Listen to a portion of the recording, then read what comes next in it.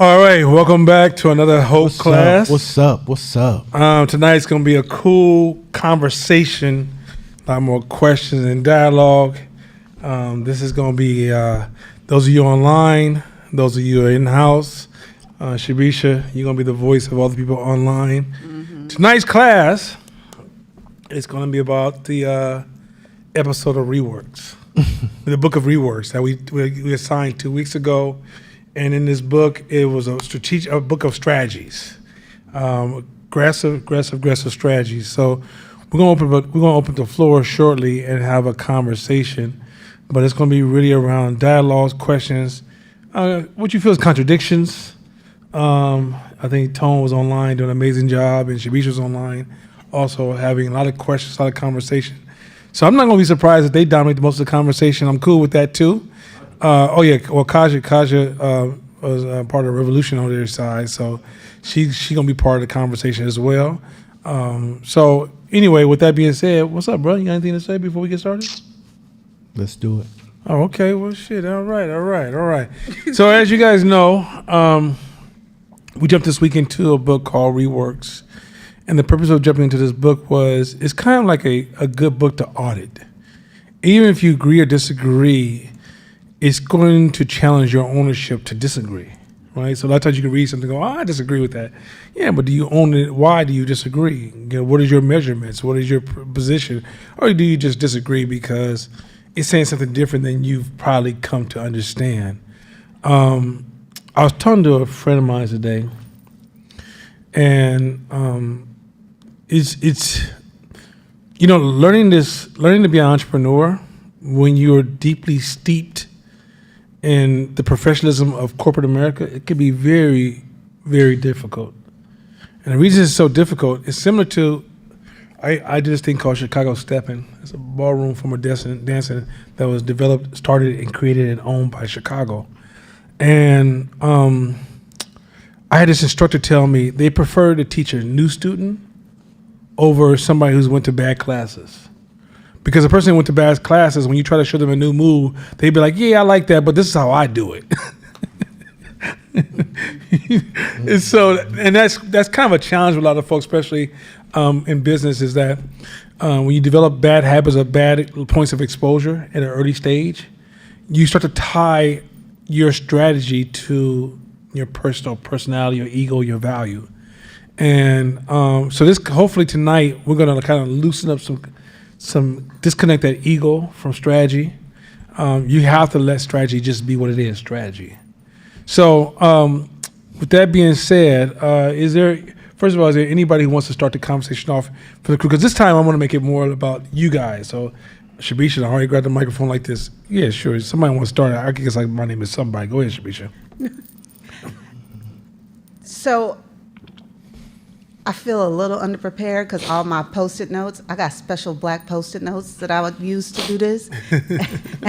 and I didn't pull them off the wall before I came here, so I'm really upset with myself. But I was saying to Nana earlier that I actually thought a lot of the content in the book was really solid. So solid that I was like, we should keep it going online as like a challenge and see how many of the things in here we're applying to whatever it is that we want to do, right? Because one of the premises of the book is like, instead of saying entrepreneurs, say starters, which is the first thing I want to ask you guys about to see how you felt about that framing. But I think to me, I thought it was such a good roadmap in a space where there is no roadmap, where content is so muddy. I thought it was a good place to start and to engage, and I felt like we should do it through the end of the year and see how much progress we're making so we can see how many steps, because sometimes it's hard to have a point of comparison. So I just wanted to kind of put that out there for all of us here online and in class. The party is happening online. So the second thing I want to say is, I know y'all didn't leave me out here like this on Facebook by myself like that. I feel away. All y'all online and in class, I feel away. I put hella stuff up in there. Okay, I was all up in Rework. Okay, I just want y'all to know, I'm in here talking to my damn self. So I agree with that. I'm in here talking to I want to say another word, but I'm not. I'm in here talking to my damn self. But no, I'm joking, like 5%. I really was talking to myself. But I really thought that the book was a place for so many people who are doing so many different things, for us to have like a common thing that we can kind of be around and be talking through and apply in different ways and talk about what we like and don't like. But I thought it was relevant for more than just a month. So I just wanted to start and say that. Nice. Good, Tom. Yeah, everybody except Tone Vic, because I was on there with you. I knew he wasn't going to let it slide. I was So on I'm there ready. with you. Yeah. I just didn't answer everything on there because I wanted to save some for the class, but then also I was going to ask you for some clarity for some of the things because some of the stuff went over my head. I don't know the big words. I think that's one of the chapters too, like don't use big words. That was a jab. I was just joking. Okay, so I brought it I down agree. as much as I could. I think the Like, book was also very solid. But speaking from someone who doesn't, I didn't even hear the joke, but I'm gonna have to rewind the tape and hear that because y'all over there laughing. Don't keep looking at Nana.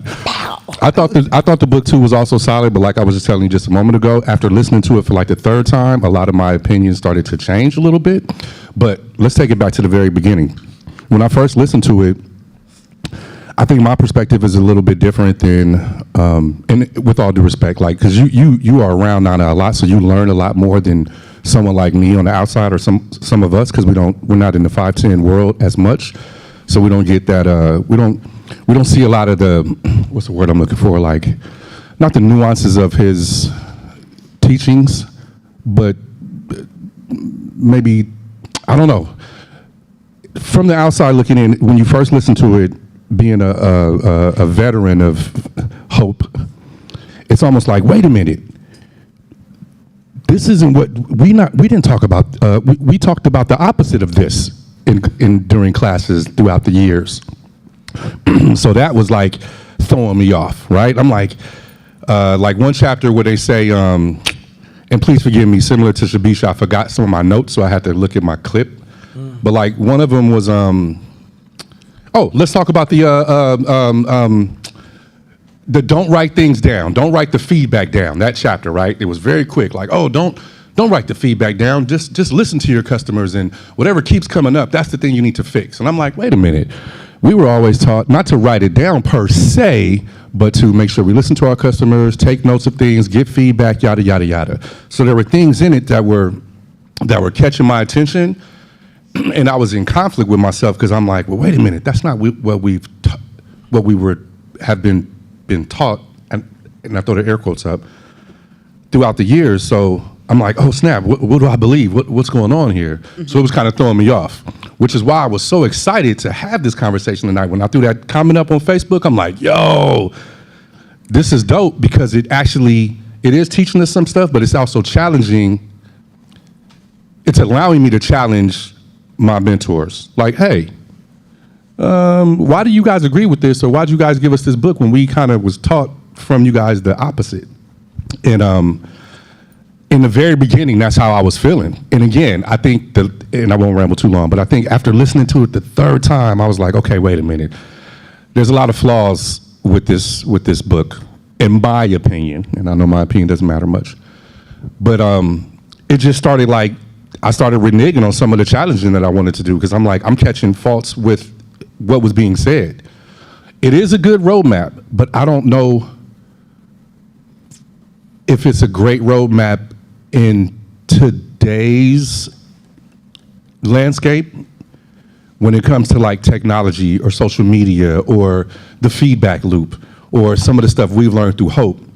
So it was just kind of throwing me off. Like, yeah, and that's what I'm here for tonight. Give me an example so we can get into. Let's jump into it. So the biggest one, not the biggest one, but yeah, one of them was. Okay. So at one chapter he talks about don't hire the best, and he goes into it about like not doing the best, and then literally 2 chapters after it says the best are everywhere, and he talks about hiring the best. So in my head, I'm like, okay, wait a minute, you're contradicting yourself. Are you saying don't hire the best, or are you saying to hire the best? Like, which one is it? And then there's a lot of perspective from a business owner with no employees, and there's a lot of examples of like, take care of your staff, or creating the culture with your staff. Oh, but you don't need anybody. You can do this alone. So there were just a lot of contradictories with chapters. It's almost like 48 Laws of Power where it's not in order. It's not contradictions. Okay. There's, how can I say this?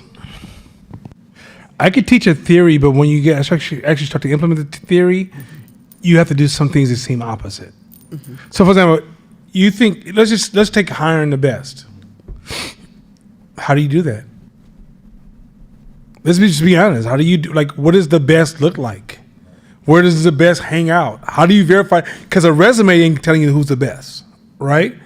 College doesn't tell you who's the best. Popular, who was the best over here doesn't necessarily mean the best over here. And so sometimes when you get these organizations who are trying to hire the best of the best of the best, they're moving away from hiring people and not realizing that also too is this idea of perfectionism that you're trying to suppress. Because a lot of times you think, if I hire the best people, I'm going to have the best outcome. No such thing.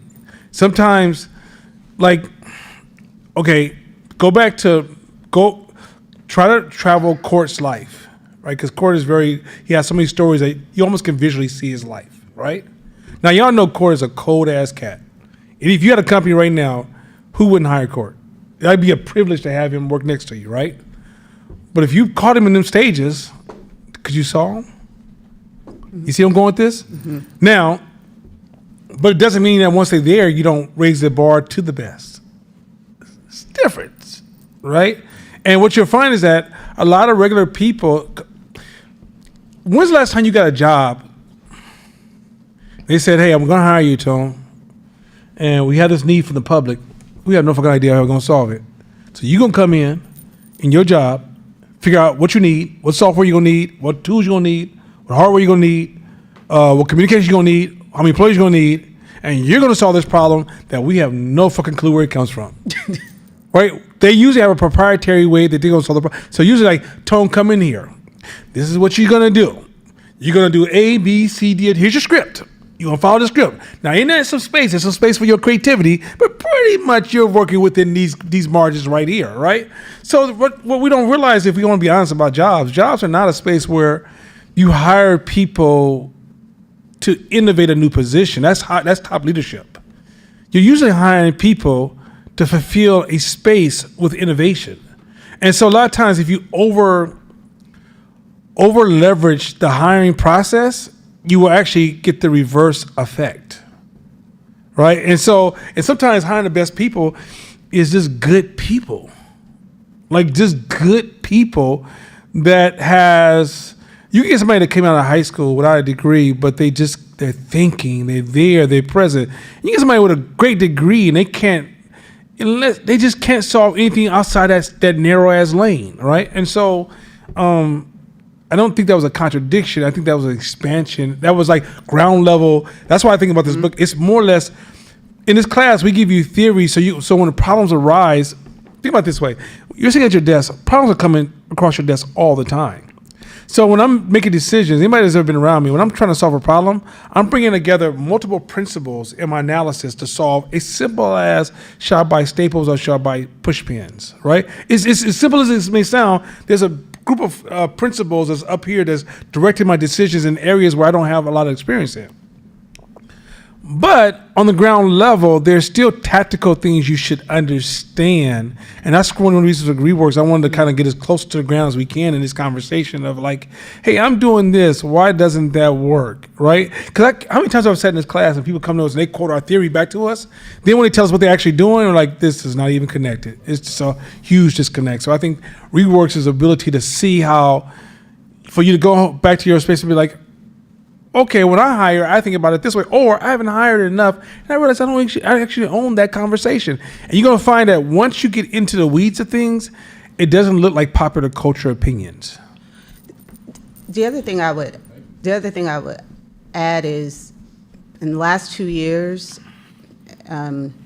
small small businesses in particular will use the money, the resources that they do have in their business to hire the best, like as a way to avoid doing the thing that he says to do, which is like, do it yourself so you have some context of what it takes. And $20,000, $35,000, and you're getting zipped back for that because there was so much in between, but you can't articulate that, and you can't hire for that, and you don't know, and then now all your runway is gone, right? Versus you taking the little bit of time to have some sense of like what it is that you actually need and hire for that. Yeah, it may take you a couple months, but you're not out 5 figures of cash. You just triggered something too, and please take this from me in a moment. I love that, and then that quickly made me think of E-Myth. Hell yeah. Because I'm like, wait a minute, I want to know every aspect of my business, but I don't want to do it all. And like in E-Myth, they're like, yo, don't make the cakes, bake the cake or pies. Don't bake the pies, breed the pies, open the door, da-da-da-da. Hire somebody else to do that. Clone yourself to where you hire somebody else to do the stuff that you don't like doing, so you can have time to build the business or do the other stuff. So when I listened to that chapter, that quickly made me think of the E-Myth. And he is right, or they are right in today's world, whatever. But I don't, my bad. I don't want to. I'm not doing that. Nope, not either. I'm Brother He. Go ahead. But yeah, so, and I think that's the beauty of this book. It sparked so much thought of the things we've been learning and listening to and reading and hearing. And it was dope. It was dope because it just brought out so much to be like, okay, well, do I want to keep continuing doing all this work? No, I don't. I want to hire somebody else. But the devil's in the details. So like the E-Myth, it said, you get somebody else to do that work for you. The there's a lot of room for failure, and it's not that simple. The E-Myth is designed to spark the research on how to get it done, but to actually do it, when you get into not only is it difficult as far as there's many assumptions that we automatically just put into our mind from hiring somebody to do the work for us. There's many assumptions. We don't even think about the psychological aspect of it, right? We don't think about the cultural aspect of it. We don't think about, there's so many different, we don't think about the cost of it. We don't think about the cost of having somebody else do this job for us. And what, like, it's not, sometimes you don't like go, here you go, you take care of it, I'm going to do this over here. There's a bridge period where it takes a little while for that person to have ownership, for you to walk away, and for the person to have ownership and partner with you on this task. So there's so many variables. And what I liked about Reworks is allowing us to have conversations about the small details of getting the job done. And that's why I said, if we get into a discussion, areas of detail, that's a contradiction. Not if you get into the details. Now, if you get into like what should you be doing? Like even when you said about the feedback, right? Yes, we should be taking feedback. I've never said take notes on feedback. I said note it. What I mean by note it is like when you say, if I say, hey, I didn't like this item because it was green, note it, right?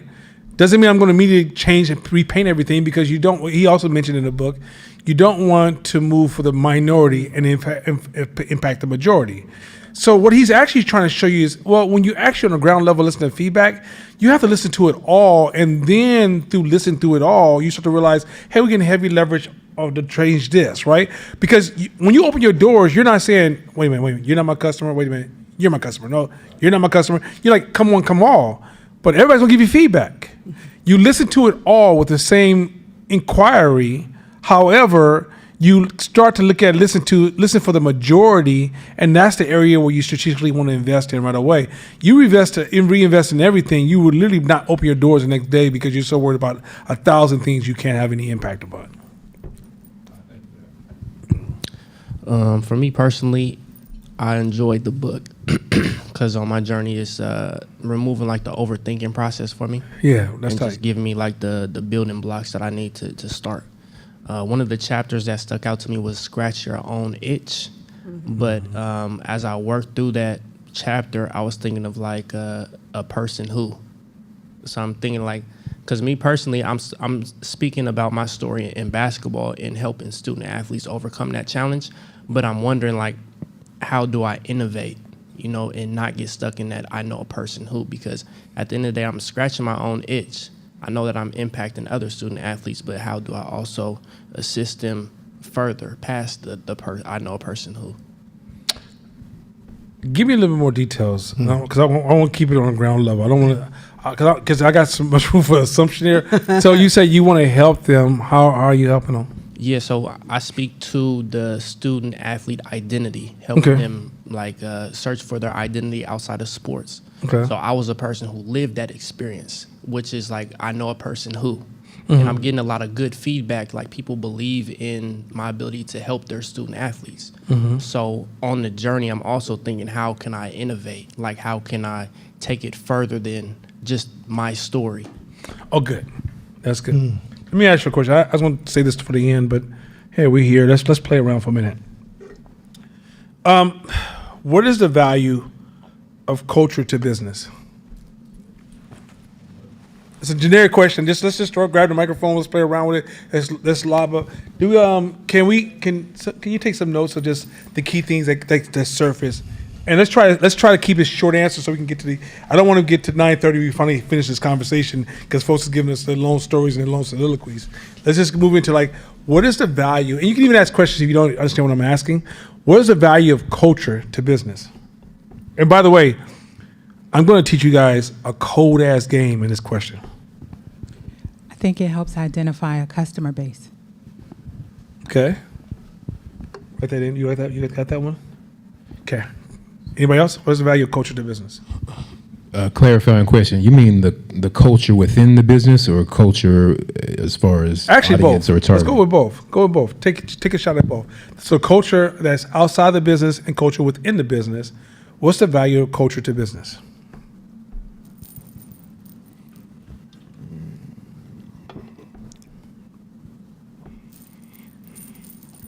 I would agree about identifying trends in your audience. I think it also helps shape the product. Okay. Help shape the product. Go ahead. I would say, should I can answer? Yeah. Okay. Culture is the product of your business. That's really what you're in it for, because it's very difficult to differentiate this. It's not that different. But culture defines how it shapes how you will engage your market. What do they do? What do they listen to? What do they like? What do they think? What do they need? What do they feel? It's how they identify themselves, but it's also why they choose you. So we kind of start with our thing, what we've developed, and I kind of get that, but ultimately retention and why someone cares, the thing is to figure out what it is about you that's fitting their story. So, and it informs how they make decisions about who they're going to choose, right? So culture informs identity and informs how I think. It informs why I would do this versus this. So we say it in here a lot, people like us do things like this, or I think I am this, therefore I believe this, and so I do these things, right? So a person's culture is ultimately what drives them to choose your brand, not the first time, because there's a lot of luck and randomness in that, but it's why they choose you again and again. The degree to which you understand that is how they come back. Good. Exactly that. Exactly that. What she I'm said. not as- I'm done. Anybody else? I'm not as eloquent as Shabisha is, but exactly that. It's almost, I think it's important because it helps form that connection. So when you asked it, I kept repeating to myself because I didn't really understand. But then as you were speaking, I'm like, yeah, because I think of Subaru. Whenever you think of Subaru, what do you think of? Tree huggers, save the earth. Lesbian women. Right? Yeah. Or when you think of, or Harley Davidson. I owned a Subaru, and everybody kept saying, "Why Tree you buy a hugger. Subaru? You're not lesbian." I was like, "What?" And then I found out that was a popular perception of the brand was highly educated lesbian women drove Subarus. Oh wow, didn't know that. I didn't know that. Or like Harley Davidson. You think of bikers, leather, Me. woo woo. Well, not necessarily. No, I'm joking. You watch yourself. So Because yeah, I promise you, I got feel like 25 jokes I can unleash. Man, I got oozes of jokes. culture is important to the business because it helps. It helps form the customer be connected to the business. But everything, like Shabisha said, it's like you damn near got to have culture before, Go ahead. Somebody, you guys rotate. Yeah, go ahead. I don't think business could be ran without culture. Go explain. I feel like the culture within the business shapes how it's ran, shapes perception, and shapes your ceiling of revenue. That's pretty close. It's pretty good. That's it's good insight, good analysis. Anything to say? Gotcha. This is why I was not quite sure how I felt about the statement in the book, decommoditize your product, make you part of your product. Because it did seem to negate the statement of you're not doing business, you're doing you. When it could be you, depending on the kind of business, assuming you're not selling a widget, or even if you are, it could be you that is the driver to the business. To Shabisha's point, the bottle is the bottle. It's the contextualization, which sometimes is whomever is front facing in the business. So I wasn't sure. It's close. I get your analysis is good. It's close. I'm gonna help you, but that's I see where you're going, and that's a natural. That's brilliant. It's actually brilliant, but it's wrong. It's when your intelligence kind of goes against.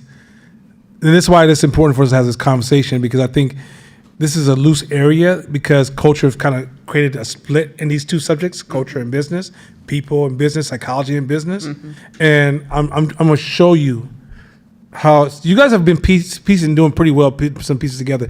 But once again, Kasha, I think where your brilliance and your value to class is that you can articulate in some of the most eloquent ways, the way people think about these things. And that what you said was absolutely necessary, because I think that's what's in most people's mind, and you were the best at articulating that, so thank you for that.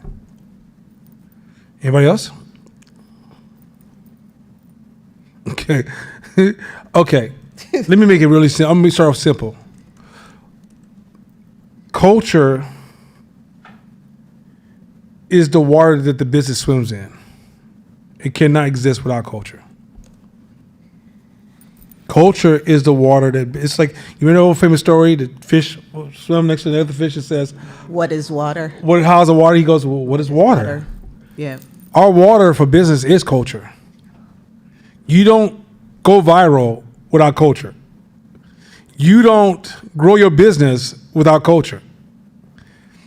You don't even become valuable to a culture without giving to the culture. Your business won't grow unless it gives to the culture. This is kind of going into Jordan's conversation. I'm gonna bring it around because Jordan kind of sparked this conversation. Matter of fact, go back to that water bottle that she highlighted. Everything that you're wearing right now, every piece of jewelry, every car you looked at, everything in this room means nothing. You know where the value comes from? Culture. What is a diamond ring? Diamond ring is almost dumb as fuck to purchase. It costs hella money, but it has no resale value. It's so crazy shit, right? It's not rare, but it's told. Everybody knows it's not rare, but they still buy it like it's rare. I was in Las Vegas this weekend, and I saw so much Louis Vuitton and Gucci. And I'm thinking, like, if the economy looks this good, then shit, what y'all complaining about? Because everybody rocking. Now, Gucci and Louis Vuitton means nothing, has no value. Where's the value come from? Culture. Culture. It's all a meaning-making machine. It's subjective. Everything's subjective, right? So if you say, I want to sell this to this meaning-making machine, I want to say something that I find valuable should be valuable to the people, and you're not plugged into what is culture, then what the fuck you selling to? Then you're creating commodities. You're thinking that if I just work really hard, polish my product, sell it fast, sell it for a cheaper price, sell it for more, add a variable that my competitor doesn't have that's going to reward me. And you're going to discover real fast in business, the person that kicks everybody's ass is a person who locks into culture. Now, culture is not, some of y'all got stigma on culture. Y'all think it's black, white, Asian, LGBTQ, and those are cultures. American culture, but Harley Davidson is a culture, right? There's people who work out got a culture. People who fly drones have cultures. There's all these different micro cultures, and then there's macro cultures, right? In order for you to be successful in business, you have to find ways to see which culture you wish to identify with, and then have a pro-culture approach to be successful amongst that culture, because ultimately your business needs to be a gift to that culture to enhance that culture's ability to grow. Third thing, that's where the defensive side comes in. Because when you're a culture, if you say, I ride Harley Davidsons, and then somebody comes in like, hey, Nana rides motorcycles. I'd be like, no, I don't ride motorcycles. I ride Harleys. Nah, but it's like the Japanese bikes, right? So by default, I want to say I'm this, not that. That's what helps me validate my culture. You come to black culture and say, I'm going to give you, we are the world. And we look at you like, that's not who the fuck we are. Or call you people of color. How about that? That's not who the fuck we are. Right? All lives matter. That's not the fuck we are. Right? So end of the day, like business, now here's the other thing. This is why this is so important. If you learn to put on a lens of seeing business through culture, it's a people thing. Remember, business is about people and culture. Keep it really simple. You want your product to take off? You start a business today, right? I'm gonna start my business tomorrow. Now, what should my logo look like? I don't know. Have you built a relationship with the culture yet? Now, here's a answer to Kaja's question. Culture will help you define your business. You don't. If you continue to drive what you feel, you're trying to drive you, not align with the culture. And alignment with culture is like, there's a part of what you want to give and what the culture wants. And when the culture finally says, yeah, that's what you want, and it goes viral, that's called business growth. But if you get to the point where you're like, I don't care what my culture wants, this is what I want to give you, you're not doing business, you're doing you. So your internal self does not dictate the market response. Matter of fact, our marketing company, all we do is help create alignment between what you want to do and where the market's responding, and all we do is create a fishing line. That's all our marketing company does, create a fishing line and hook. You still got to figure out how to go where the fish are and catch the fish and catch a viral response. Next. If you understand that business is about culture, now how does internal culture develop? So internal culture of businesses usually come from the employees copy and pasting leadership. That's where it comes from. So if leadership doesn't move in a way that serves the culture, then your internal culture of your business can grow and cause damage to the relationship it has to the market. Because if I call your customer service and they have this attitude, and I call if I go to your salespeople at the front and they have this kind of attitude, if I go to return something that has this kind of attitude, they're copy and pasting the mindset and the mentality of the leadership, which means you create a cultural break between what you say you are going to do for the culture and how you authentically show up, right? So this is why you got to believe in the shit you're doing. Otherwise, you will breed a inconsistency between your internal culture and your external promise, which is to the culture.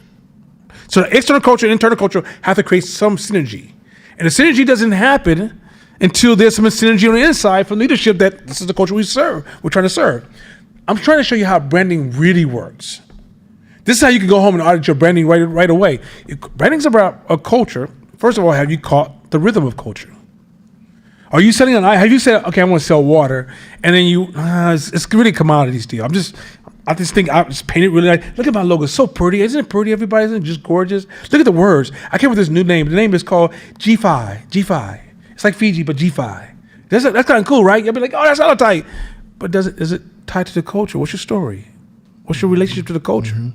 Now, once that's clear, we can help you design the logo and the brand and these different things that communicate the culture. I see you, right? Now, also to culture, once you make a promise, you say, look, I'm going to sell you cell phones. I'm going to sell you a cell phone made by a black company for black folks to have whatever value you want to bring to the culture. It still has to be a damn good phone. You don't get to say, well, because it's for the culture, it can be whatever it's going to be. It has to be a damn good phone. So if you want to become viral and have impact, you got to get past your story and learn to listen to the story, and then find synergy between what you have to offer and what the story that culture is telling. If you miss that, and here's the thing, this is why you'll see that something may sell to, like say, white people in Walnut Creek may not sell to white people in Oakland. Mm-hmm. White people in Oakland move different than white people in Walnut Creek. Mm-hmm. They have different stories, different culture, different rhythms. You could be in New York and somebody from Oakland walk up to you and be like, "Where you from, bro?" Mm-hmm. And he'd be like, "I'm from Oakland." He's like, "I can tell that shit." Right? And so that's, and like, oh, you go to New York, right? New York cats be like, "I don't really want that shit." That's a cultural difference. And then there's some things that there's layers to the game, right? There's some people can go to like a bigger cultural story, because here's another thing about human beings. We're not tied to one culture. We have multiple cultures. All of us have multiple cultures. And culture's always evolving. So you never have to be caught in a space where like, oh, the culture's taken. No, because over time, new cultures emerge. I was just watching, reading about a guy who put water in a can and called it Liquid Death, and it's a $1.4 billion company now, and he just targeted one particular micro culture of people, parents, adults who go to concerts and they want to come back, instead of looking like a square having a bottle of water, they want to come back with something cool from a concert, and that says Liquid Death, and he built a $1 billion company from just one microculture, and there's water in there. Just fucking water. Yeah. And Voss started it first. Was it Voss? Yep. Voss was the first one. I remember when I was going to clubs when I was younger, and we just get water. Sometimes we just leave the plastic. You could hear the plastic, the crystal guys of water. And then you went to the same club, and they'd be like, "Oh, you gotta get some Voss," and it was like $4 or $5 more. Mm-hmm. And you walking around with this Voss bottle and shit. And you're like, and you drinking water, bro, mm-hmm. right? But it's talking to a certain type of people. Says that when you sell a product, they're not buying. And let's remove all pauses. They're not buying you. They're buying themselves. So when I buy your product, does it help me validate who I think I am within this culture? Not, do I align with you? And where we go wrong is we over leverage ourselves, stripping from the market what it's asking for, which is, how do you help me be the best version of me? Right? So those people walking around like, think about this. People from the 90s, we can laugh at all the youngsters rocking Louis Vuitton and Gucci. But tell me, is it any different than rocking those gold chains? Mm-hmm. None. The gold it means nothing. It's only validated by the culture. Matter of fact, when you see something that sells that's old school or used, remember when there was a time when Hasselblad cameras went crazy for a minute, right? Those cameras didn't change value. We didn't lose those resources. Matter of fact, your cell phone probably can shoot better than half them old ass cameras. Because once you shoot those cameras, you realize, they cool and nostalgia, but right? The culture kills the game. Mm-hmm. The world's not about commodities and things work. Like, people who buy iPhones are not looking at the other Androids and see if it's better. They don't give a shit. Mm-hmm. Mm-hmm. It's culture.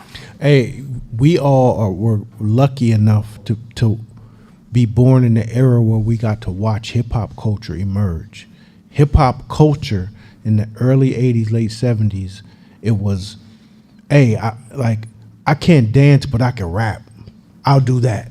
And some people said, well, I can't rap, but I could DJ. I'll do that. Some people said, well, I can't do either, but I can dance. I'll do that.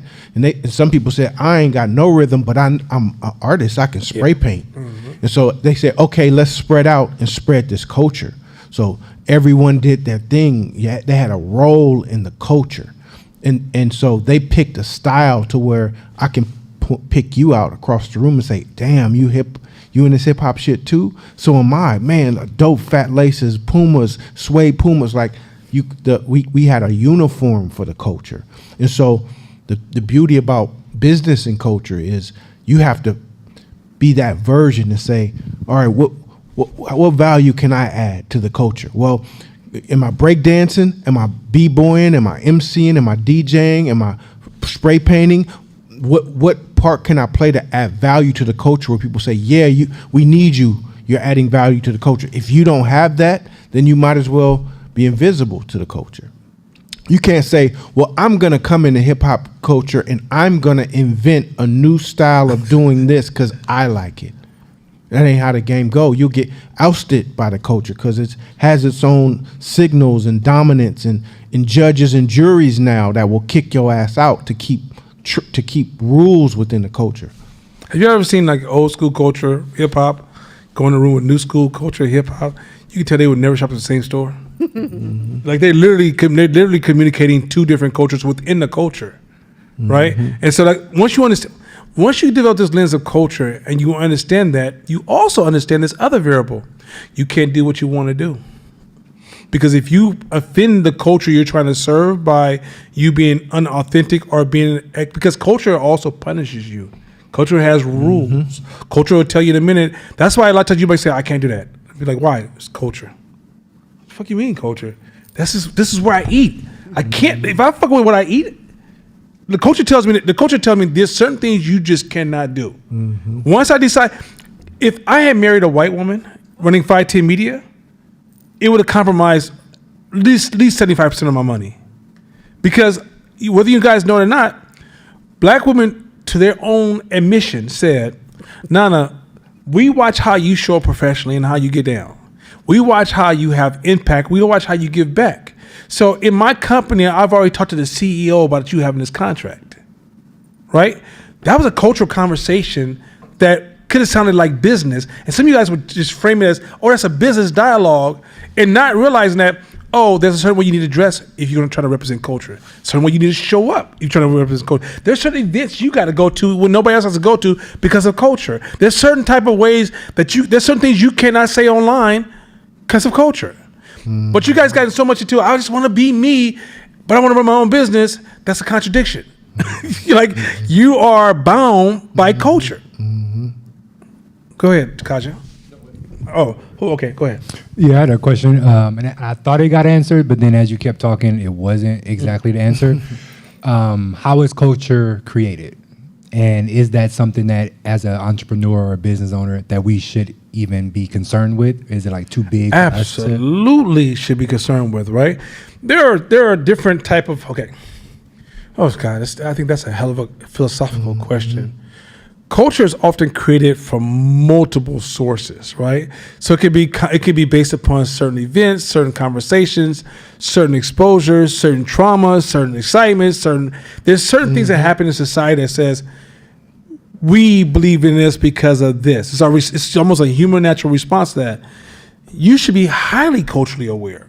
So, for example, all these years I talked about Black Lives Matter. You know, you guys, I was talking about business. I talked about social justice. You guys know I was talking about business. You guys didn't know I was talking about business. I was talking macroeconomics. Look, me and my sister's in politics since she came out at 18 and been in politics, and she's 1 year younger than me. She's been paid politics the whole time. And she's just highlighting some systemic racism. Some shit y'all would never see through the lenses of 60s and 70s that is fully economic, right? While you were worrying about this issue of noise over here, you can't see, and you start calling everything racism. Some things are just being prejudice, right? But you gave everything racism. Well, you don't realize that if economically, if I was to take $4 billion out of the economy, the black economy, you probably wouldn't notice it. It's like the heat of the water for a frog and he dies at a certain point. You just start seeing some small things. You start saying, oh, fool's acting stupid today. Oh, man, I don't know why. Oh, what's the name? My sister just lost her job. You won't even catch up that this is bigger economic thing that's impacting smaller economic things, right? And so the reason you got to pay attention to culture, because culture is also giving you indication economically the strength, the capabilities, the direction of businesses within those groups, right? I can see when, like, you can even see it in like a business when the culture starts to shift, go, oh, we don't care about that no more. You can just watch how that business will follow. Either they're going to shift with them or they're gone, right? So you got to be aware of like human behavior and human patterns, because that is where the money's at. It's not in this thing where people treat business like as if we all walk into a machinery and then we sell to aliens and they give us money and then we're successful. Even money is cultural, right? So it's one of those things where it's almost it is the I think culture at its core is the attribute of the herd behavior. We're herd animals, so by default that creates cultural behavior because it becomes a social contagion of how we talk about things, how we see things. Like there's an illustration Marcus Collins talks about this. A cow to Tone is sacred. To Jordan, it's just milk. To Kaja, is a zoo animal. They're all right, but they all three are in disagreement because those are three different cultures. So if I go to the sacred culture and be like, yo, y'all want this milk? Oh, and to this other person, is beef, right? It's just food. Another person, it's leather coats. You see how every culture can have a different definition of how they see it? It's the same item. There's so much in this world that has different meaning. Like there's a group of people who say, man, Ferraris are hella tight. And another group of people are like, Ferraris are stupid. You got to know this when you jump into business. When we ask you as a marketing company, who are you talking to? And you selling Ferraris to a whole bunch of hardcore liberals who think we're overspending on shit that doesn't matter, they're not going to drive no goddamn Ferrari. There's nowhere to work.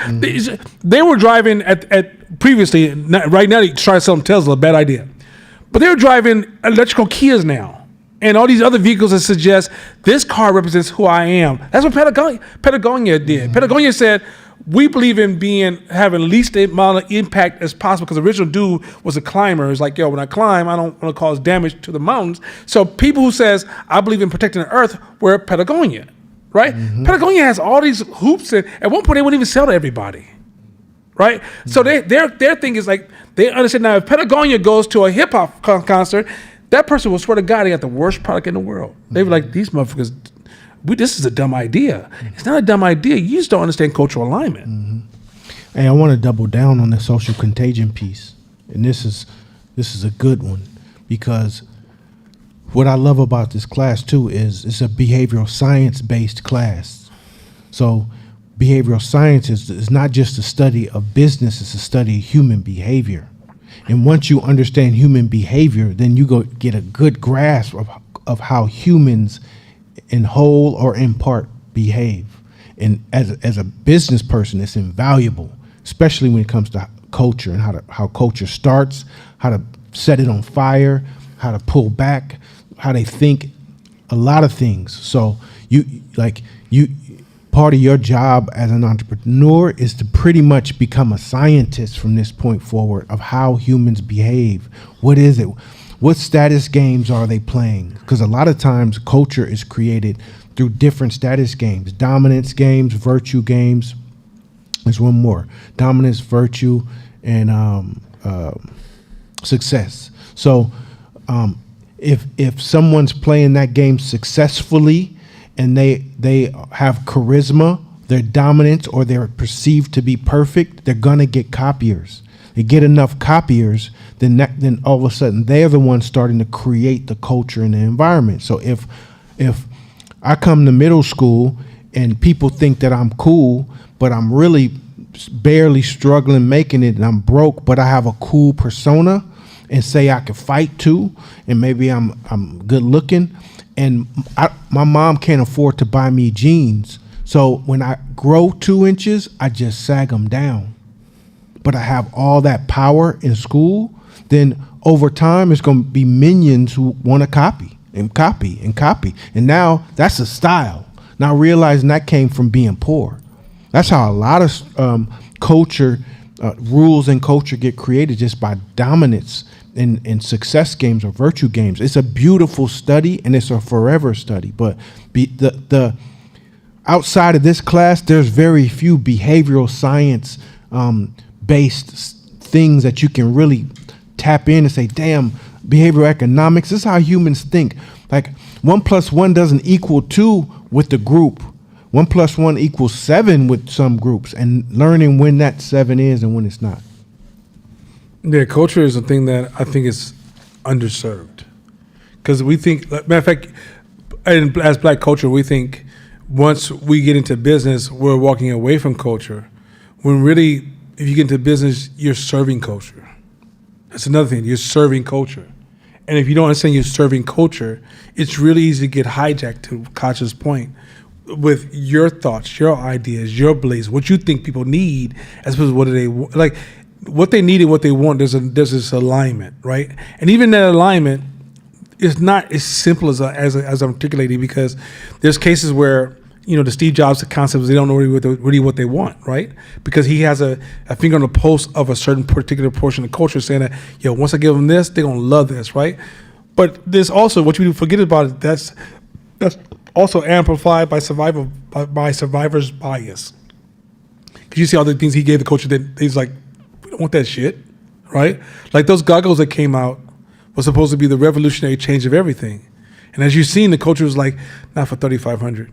I'm not feeling it that much, right? And so getting it right, it might be like, if he gets goggles down to 1,500 because he's able to engineer it different, bring the cost down, maybe because the way Apple does it, all of a sudden those Meta glasses look like PCs, and all of a sudden you're back to Apple at the top of the game. Apple literally told you in the beginning, we're here for cultural reasons. We're here for the fringes and the artists. And when you walk down the street, you knew you was part of that fringe and art, the fringe culture and the art group when you saw each other. But it says, we will build great great systems. But what separated Apple from a PC was just culture. That's it. Okay, so by the way, I got to tell y'all a story about the guy who called me a nigger in Las Vegas. Ooh. Yeah. So his mind just be ready for them jokes. But I'm gonna tell you about the story about that. With the ER. No, trust me. That's. You ain't in jail? No. Why should I feel that? No. Seriously, like, you gonna tell me one white dude in a car driving by gonna make me change my steps? I actually giggled. I went, that's old school. Like, dude, come on, man. It's like 1960, and y'all riding around the house downtown with the crew and shotguns hanging out. Like, you don't got that car. You're just not gonna do that. And number two is that I'm not gonna take some damaged white person and make you part of my story. Like, you're not that. You feel that. Think how much a bitch I have to be that you could just use one word to take me off my game. I'm not that bitch ass dude. Me and my wife was walking together. He said it. I looked at her and said, "That's funny." We didn't even change that. We looked like this and then kept like, okay, I got no gun. Let's keep walking. Like, and like it didn't even disturb. I was just like, wow, it's crazy that we're in 2025 and that still moves people. Like, at some point, going back to business. Watch, I'm still talking about business. If we can work on a plan and all it takes is one white man to remove us off our focus, then we ain't that strong, man. Let's call it what it is. Like, I gotta be very clear. I'm financially strong. I got a family. I'm building some shit. This white dude driving down the street obviously got damaged. He's pulling on some old 1960 Martin Luther King speech, trying to use some of them old ass words. Wow. I don't give a fly fucking this dude. Like he's suffering. I'm not suffering. You don't get to pass your mental disease over to me. Now, also, we got to stop using prejudice in the place of racism, racism in the place of prejudice. The white dude's prejudice. He wasn't racist because he had no power over me. Now, if you're racist, that means you can change my life. You can't change my life. You're just another mad white dude. Yeah. Like, enjoy another 27 million of you that just don't like me, or whatever millions that it is, right? Go ahead and join that weak ass group. Irrelevant. I'm more or less like, you think about how big Oakland. Okay, if a dude in Las Vegas told you right now, man, I fucking hate you, you go home in Oakland and hide underneath your bed? No. So why would I give a fuck about some punk ass dude? So this guy, like, I don't give a shit. Like, but we're in Las Vegas and we're shopping at Macy's. It was my wife's birthday, and her gift was she just wanted me to take her shopping. Like, help her because I got that photographer's eye. So, you look at the clothes, tell me if you like it. We have fun. And in the process of having fun, we met one of the distributors of all the different brands, right? Sister, cool as fuck. Like, first I started talking to her, and my wife came over. we ended up talking to the lady for an hour and a half. She was hella tight. And she was like, yo, you know, this brand is owned by our company. I said, okay, cool. She said, yeah, we buy their names and then we make all their clothes. Stay with me. We buy the name and all these brands. Oh, I wear this brand. I wear this brand. I wear this brand. These are top brands. Top brands. We're not talking about like the Gap, because Gap has been in that space. But I'm saying we're talking about these top brands. Where you be like, yo, this brand right here is hot. No. When you hear about these companies that own Louis Vuitton and Louis Vuitton don't make shit. Louis Vuitton name is on. Louis Vuitton said, I'm gonna license you my name. You do you. Just make sure I get my little paycheck. Y'all figure what the fuck it is. And if there's some shit I strongly disagree with it, some companies reserve the right to say, yo, don't put that shit out underneath my name, right? Like maybe, like for example, let's say a company like Louis Vuitton might say, yo, I don't want my name on that, right? But for the most part, as long as you come up with the new look, the new designs, the new mass production, the mass distribution, the mass everything. I'm at home with my wife at a vacation on a boat. I don't even got a phone, and I just get back on land. They be like, yo, your shit's high. You're like, oh, right on, right? Meaning, he said, to her admission, a lot of shit's made in the same factory. Same materials. Just once y'all put a brand on it, y'all think it's this. When all we just add another piece of thread here or maybe a little piece of cloth here. Why is that important? What she's telling you is that clothing is about branding, not about material commodity. And guess what gives that brand value? Culture. Yeah, hey, that reminded me. Remember when Champion was at Walmart? And then all of a sudden, those same Champion crew neck sweaters was like $100 for a while. Oh, yeah, because culture shifted, and then culture shifted back, and now Champion is on its way back to Walmart. Culture is what shifts the game, and as long as we know that, we remember that, then we can act and move accordingly. You know, like a name is a name. A name is a product is a product. A hoodie is a hoodie. Like there's 1, 2, 3, 4, 5, 6, 7 hoodies in this room, and they all got different brand names. But guess what?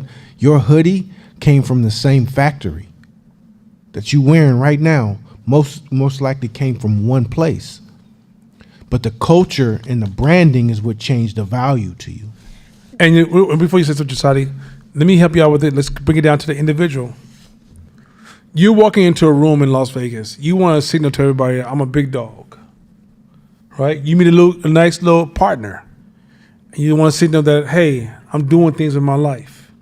You hanging out with some crew, you want to say, position yourself to say, hey, I want to be respected by this circle. Culture says, what branding companies go, okay, in your group, if you wear this item here, this signals to everybody else, you're valuable. You stop even giving a fuck about the material quality and the cost of it. You don't have the ability to go get a pair of jeans from like say 1960 and be like, whoa, this is some thick ass material. And then grab a pair of jeans today and be like, what is, how do the fuck we wearing this paper? Right? Because you don't see that, because all you see is your personal status. This is important because you guys want to go into business, and you guys are not keeping your finger on the pulse of culture. You guys are treating business. This is where doing you versus doing business. You're treating business as, if I work really hard, they will reward me. If I'm very professional, like I was in my last job, that would make me better than everybody else, which means I should be successful. That's it. You're not making that culture connection. You're making this commodity argument. This is a point that Marcus argues. I gave you the book piece from Marcus. I'm going to get to his book. So to his credit, he gives these really simple examples. He was saying, like, he goes into corporations and he'll say, okay, tell you what. How does a single blade razor company get beat by another razor company? Well, they had 2 blades, right? One might even add a soother on the blade, so when you shave, it soothes your skin as you shave. But if you stay in the commodity space, in the next 6 years, you'll have 100 blades on one blade. Because that's all people try and do is just up the next one, up the next one, up the next. You're never going to get anywhere. And then if somebody comes along and be like, I'm going to give you a single blade, but I designed it like this because for black men, what it does is it prevents you from from having bumps because we know what we go through. And I built this for you. Not you bought this. You know, I'm gonna buy this lotion for you. I'm gonna buy this for you. And now you got this thing where you buy. Yeah, when I buy this, bruh. Culture gets you to talk to your culture about the product because in the end, as it talks to you, like it's helping you validate its role in yourself to the culture. You tell your friend, like, man, you need to get with. That's a cultural thing. That's how things go viral. It's through the lens and conversation of culture. You guys think when things go viral, it's just this kind of serendipity that helps validate yourself. You're missing. No, it's a cultural thing. So the reason you want to keep your fingers on the pulse of culture because it's almost helping you navigate business. Business is navigated because that's the water we swim in. Culture. Go ahead, Jasadi. I just want to share real quick to your point about like how brands share like one warehouse. I was watching this interview about this designer. I was talking about like right now it's getting really hard for like to tell the difference between like reps and like real like items like shoes and stuff like that. Because it's pretty much made by the same people that's making the real thing, but they're just making it off the clock. So if I spend all day making these real Nike Dunks, and then like my shift ended at 5, and I'm like, well, I'm about to make these same Nike Dunks on the side, but just sell it, you know, on my own and make my own money, and then it just like completely breaks down this idea. It's like, well, yeah, they're reps, but it's all the same material, it's all the same people making it, it's made in the same place. So why do we put so much focus on like, oh, this is real versus this isn't, when the quality is still the same? There was a street, what was the famous street in New York? Canal Street. Canal Street. When it first started, I got a Breitling watch. So these Jamaican dudes walked up to me. They walked up to me so cold. I thought I had to fight my way out, right? Because the dudes surrounded me. 3 Jamaican dudes. I'm like, what the fuck? So I'm bucked up, right? And dude kind of laughed because he saw I was like, yo, I don't know what this means. And that's the thing. When you grow black, you taught to keep your neck on swivel and be prepared for some shit because that's the way we have friction come up in Oakland. So I'm positioned, and dude comes up to me. He's like, calm down. Right? And I'm like, what the fuck you mean? Like is this like, what the fuck you mean, right? And then he goes like this, he goes, you interested? And I was like, whoa, that shit clean. He goes, yo, I'll give it to you right now for $160. Breitling watch. You know, that's a $1,000 watch. And I was like, yo, we're on Canal Street. So you know the game. So you know he said I'm giving you an artificial one. I said, man, I ain't paying no $160 for that. Oh, fuck what you heard, man. All I got on me right now is about 60. You know, Oakland comes out, right? Oakland, Oakland and shit. You be like, you know what I'm saying? You feel me? So why do we just pop our collar for no motherfucking reason? But that's how we do it. Culture, right? So culture got me talking that shit. He gave it to me for 60, right? So he says, yo, the watch is so good, I promise you, take it to a jeweler if you don't believe me. You know what I'm going to do? I'm going to the motherfucking jeweler. Yo, here's my Breitling watch. What do you think? He's like, damn. He's like, this is a nice watch. You know, what are you talking about? And I said, it's artificial. He's like, hold on a second. Hold on. I wouldn't be able to tell. Yo. And to this day, I have that watch. It looks like the day I brought it. I bought the watch in my 30s, bro. It still looks that damn good. No, the hand, once you shake it, it just, the second hand. What I'm saying is this. Mm-hmm. Once I picked up, when I got married, me and my wife agreed, we're not buying no goddamn diamonds.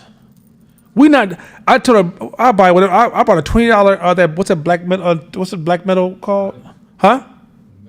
The metal, what's the black metal called? That they used they used to use them in the factory, so if your finger got caught, they were strong enough to take a hit and not cause damage. What is it called? Titanium? Not titanium, it's the other one. It's huh? Not. Is it tourmaline? No, it's a black metal that's hard to scratch. It's only $20 on Amazon. You can buy them. Huh? No. That's what your mama brought. Anyway, no, this is. He just can't talk about stainless steel. Widow got you a fork and talking about. but the thing is this. So I bought my wedding ring was $20, and she bought her birth month. Her ring was, I want to say $600-700. Now, mind you, she got plenty of money. I got plenty of money. But come on, man. We know the diamond game. Even when I buy clothes today, I'm looking for the biggest discounts known to man. And like, it could be $10 too much. Like, nah, man, you got me fucked up. I'm not that serious about it. Because, at my age, if I was to buy the latest shit, would y'all even fucking know in my culture? What the fuck I'm buying the latest shit for? I understand why 2021s, even though I think it's still stupid as fuck, but I still understand why 2021s are buying the latest shit. You know how we buy the latest shit? We'll do some other shit. But even with me, she laughs at me all the time. She's like, don't you want to spend money on that? Why do I do that? Because once of course at the best, he says, you create the game, you don't, somebody like you don't become a victim of the game, you create the game. If I'm becoming a victim of the game, like my spending habits are so conservative because the world is selling you, they're selling you brands. They're not selling you rich commodities that you actually need. A lot of shit you buy, you realize, I'm just using this to signal to somebody. This is not making a difference in my life. And I'm not saying you need to look like a hermit or look like an old school Cal Berkeley professor from the 60s. I'm suggesting that there's a way to balance your dance with consumerism when you realize they're exploiting you based upon this subjective make-believe story. You know, somebody be like, no, I'm wearing these glasses because you got to buy this brand. No, you don't. No, you don't. Hey, and to your point, Jasadi, I when I went to China, I went to those factories. I watched, and not only were they making the Nike stuff, they were making Adidas stuff and New Balance stuff, all in the same factory. And at nighttime, the workers, to get their side hustle on, was making the stuff to sell to they were making the quote unquote fakes, but it was the same stuff. You couldn't tell the difference. So, and I'm like, how much does it cost to make these? And you're talking between $14 for all Jordan stuff. The most popular Jordans, from like the 1s to like the 10 to 12s, whatever, those is simply made. So you're talking between $8 and $14 to make. But the culture is what makes it $200. The brand is what makes it $220. And the designer that they got to pay six figures to design it. And the designer that they got to pay six figures to design it. So, but if just randomly on the street, if it didn't have that logo on it, you get roasted for it. But the logo is what says, hey, no. People like us, I represent this brand, and that's what changes the price. Because you can go to Kmart and find those exact Jordans without the logos on them, or with a Shaq symbol on them, and it changes the whole dynamic of the culture.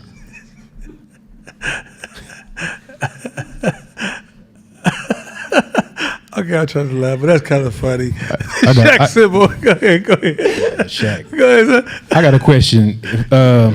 Because in all this talk about culture, I still got the same question. I actually had the same reaction as Tone and Kaja when it came to the book, right?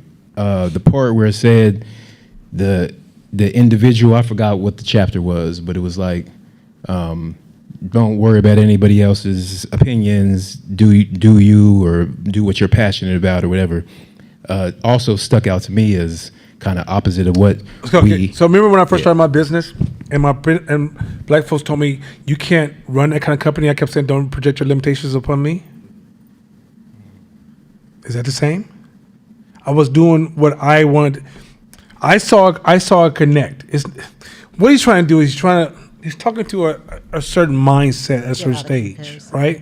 So when you first start as black folks, if you listen to black folks, you'll be opening up a bar, hair shop, typical business that we open up. Almost all our businesses are so typical. Even when you watch the George Floyd money going out, it was the same businesses over and over and over and over, because we were really listening to people and almost developing our limiting beliefs, right? So what he's saying is, when he's saying, like, if you have this idea, now mind you, the market is going to force you to adjust. You can go out there and think you got the best idea in the world, and if the market makes it where every time you open your doors, the only thing that's coming through your doors is wind, you're going to make adjustments, right?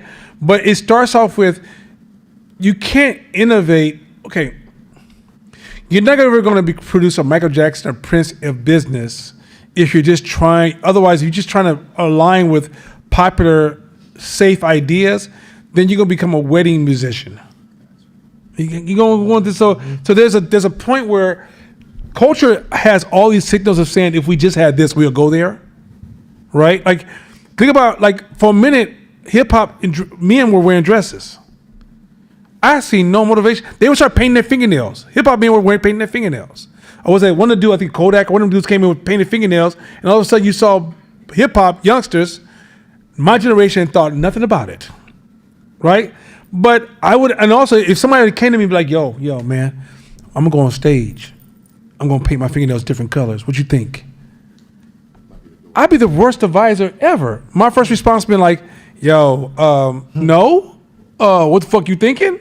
It's gonna go against your hip hop. Ultimately, to find out it doesn't work like that.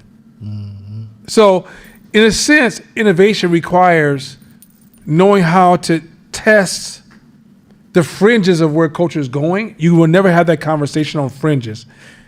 You cannot grow a business if the market is not responding. And sometimes also generating the response. Okay, so another thing too about business generating responses, it doesn't happen the first day you open your doors.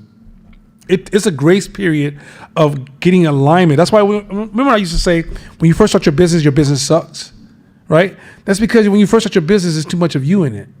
You got to find where you align that business with the market you're serving, and that's that sweet spot where you enjoy what you're doing, but it's also part of your decisions is you aligning and seeing who you're serving. Just one thing to add. Court made an earlier point about culture changes often. So I posted something in the Facebook group about the creator economy, right? Because that's where all of this like personal branding thing started. So if you look at the thing that I posted, it shows you how, because the algorithm on all of these social sites changed, creators are no longer making money. So this idea of don't copy people. So everybody went out and said, you got to have a personal brand. I don't know if y'all remember a couple of years ago, we read Brands and Bullshit because nobody understood what branding was, but we had a personal brand because everybody kept saying you're supposed to have one. Where you were supposed to have one because you got all these followers. And at a time when no one really had the analytics to see if this is a good idea or not, these platforms leverage creators to build their platforms, right? That's why we all came, because we liked the creator. And there was a point in time where the influencer, the creator, was making money because of followers, because whatever. Over time, you start to hear the influencers say, I don't make no money, the brand is not paying me, You have platforms like your YouTube or whatever, you make a little bit of money, but then what recently happened? The platforms changed their algorithm, and now when you get on those platforms, what they do is they're recommending stuff for you to see, and you don't see the people you follow first. Why? Because they make money from advertising dollars. And so then what the influencers realize is that they didn't own their audiences. The platform, that was a platform's audience. And now the influencers who spent all of this time building up these, they were the product of these platforms. And that's how everybody came to go look at the platforms, because we wanted to see the creators. Well, now they like, we're not making enough money from that. We make money from advertising sales. So here's what we're going to do. We're going to change it. And now there's a report that says 5 years ago, influencers and creators made a lot more money on these platforms than they're making today. And so they're moving away from that. So why am I bringing it up? Because everybody went out and got a personal brand. And then you found all of these people who said, yeah, I can help you get a personal brand. They charge you all this damn money. Why would you go and develop a personal brand when the person who's actually going to spend money with you is right here and you could just develop a personal relationship? They're going to go then tell other people about the relationship they had with you. Those are real people. But you're on a platform, and then what do you have? Followers.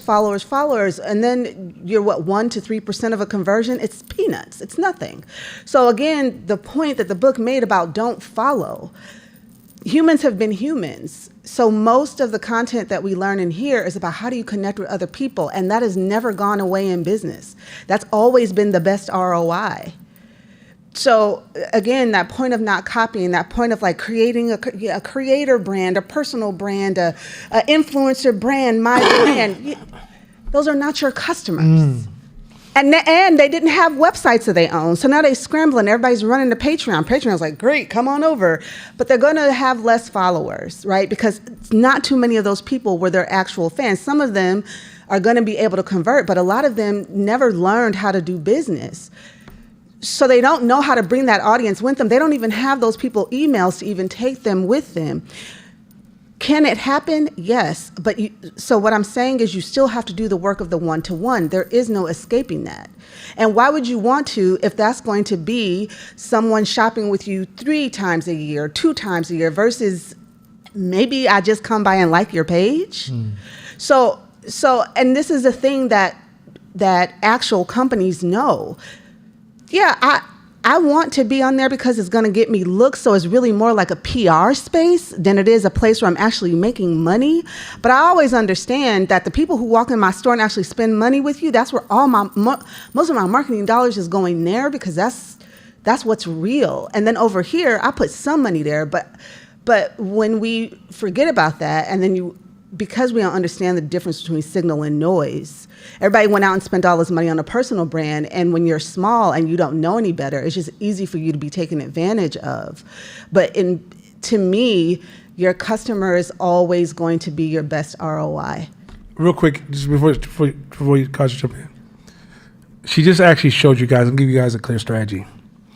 We talk about the culture. A lot of you guys might say, well, hey, I've been listening to pop music, and I've connected to these cultures, but I didn't really learn these cultures. One of the fastest way to learn about the culture, listen to your customer that you're serving. If you haven't started serving somebody, and you casually have conversations with you, and you develop a culture listening filter, you'll start hearing them signal to you even changes that are coming down the pipeline. Yep. But if you're not listening to your culture because you're so busy thinking, I'm doing such a good job, doing so well for them, they love my product, and I think I am what the culture needs, and I just see myself as being great for, what happens is you're not listening to the people you're serving. So by you just you can have 5 people right now, and as you just keep talking, like, hey, what do you think I could do better? Those 5 people are voices of the culture you're serving. And now, mind you, here's where feedback can lose its value if you don't see it as part of a culture. If you just listen at feedback as approval, and check and balance on what you should, like right versus wrong. But if you see them as voices of culture, you'll be able to contextually hear them correctly. If you see them as just people telling you doing something right versus wrong, you're pulling the wrong data from the same conversation.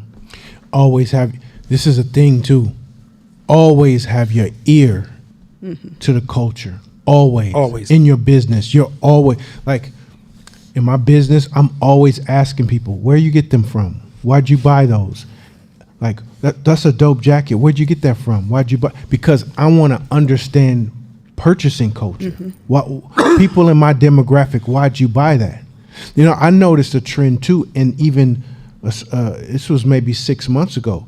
Even in the Jordan buying cool kid culture, they was secretly buying shit off TikTok shop. And be like, where'd you get that jacket from? I don't want to tell you, cuz. I don't want to tell you. No, tell me, it's good, it's good.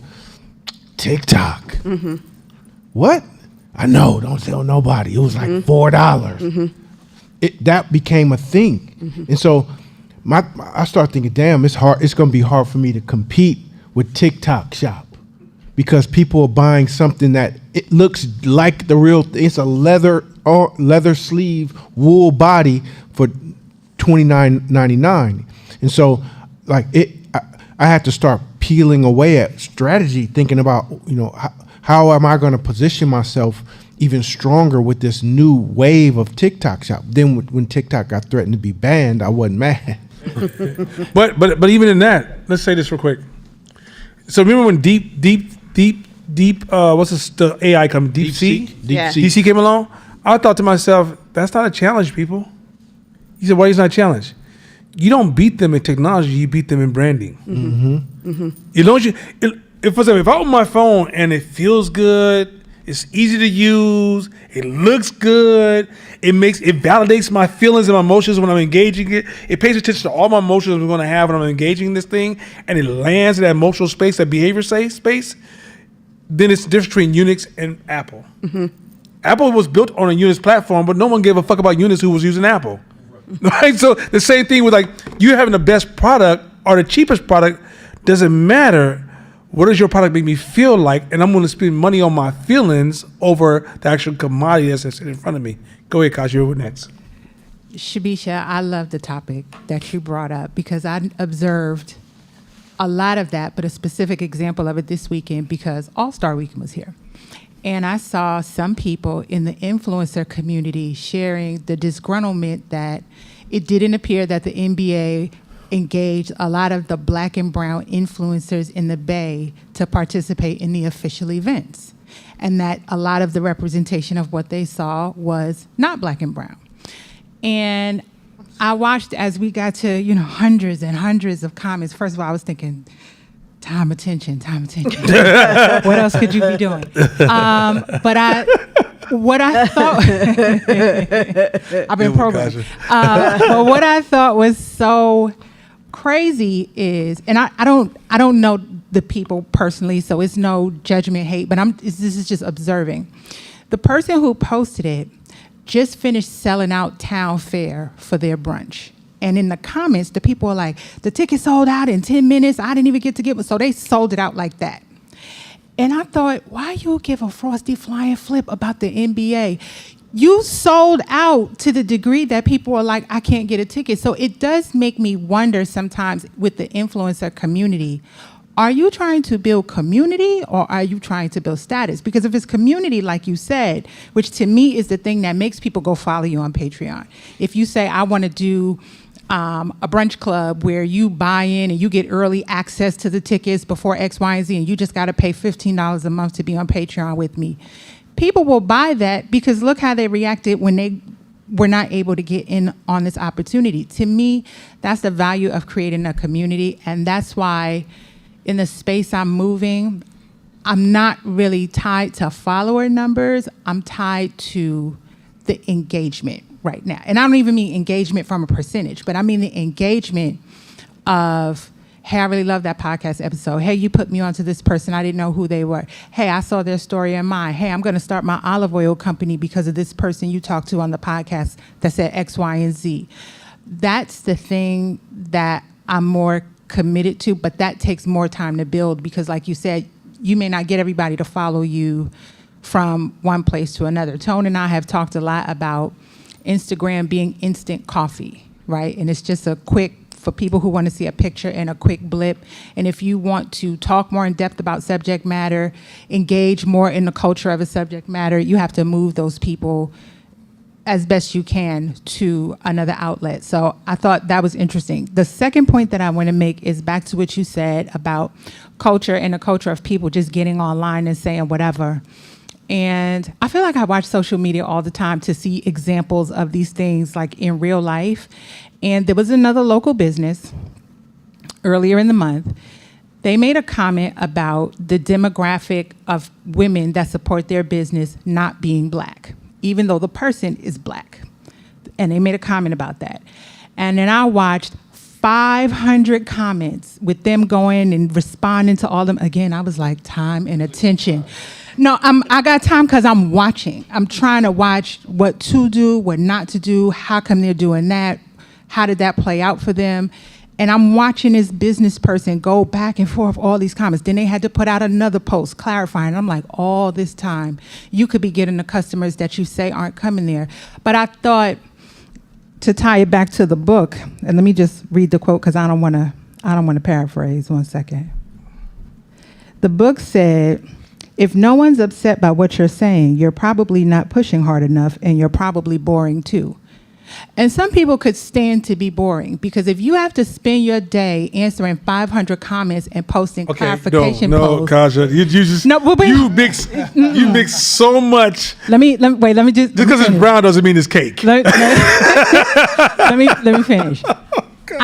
I think there is the culture, like you said, Nana, of saying whatever online and not understanding from any kind of branding perspective, personal or otherwise, even if for excitement's sake or to get people talking, I call it pot stirring. It's just certain conversations I wouldn't touch with a 10-foot pole. So let me help. Can I jump in there? Let me jump in there real quick. Yes. First of all, you got to use first principle. The things you just mentioned. There's two. You're not using first principle thinking in this space. First of all, let's say something about online culture. Online culture is make believe culture. It's not. A lot of stuff doesn't translate to real world, right? People can be like, I hate you to death, but at the end of the day, they're just going back and forth to work, right? Or we love your products, and at the end of the day, they won't spend a dime with you, right? So real world versus virtual reality. That's another one distortion. Number two is the person who's a business person who says, you are not spending money with me, is not doing good business. Because they just broke the cultural rule right there out the gate. Here's the thing with black people. If you're in a black community, you almost should be pro-black. Not the pro-black y'all saw with the Daishikis and Umar Johnson type pro-black. I'm talking about when you first start your business, you got to have a foundation that gets you off the ground. Now, once you're off the ground, like if she's not signaling to black folks after you're off the ground, I made this for you as well, then that's what the problem's on her. She's not taking radical responsibility. She's blaming other people. So she deserved all those 500 plus comments that she received.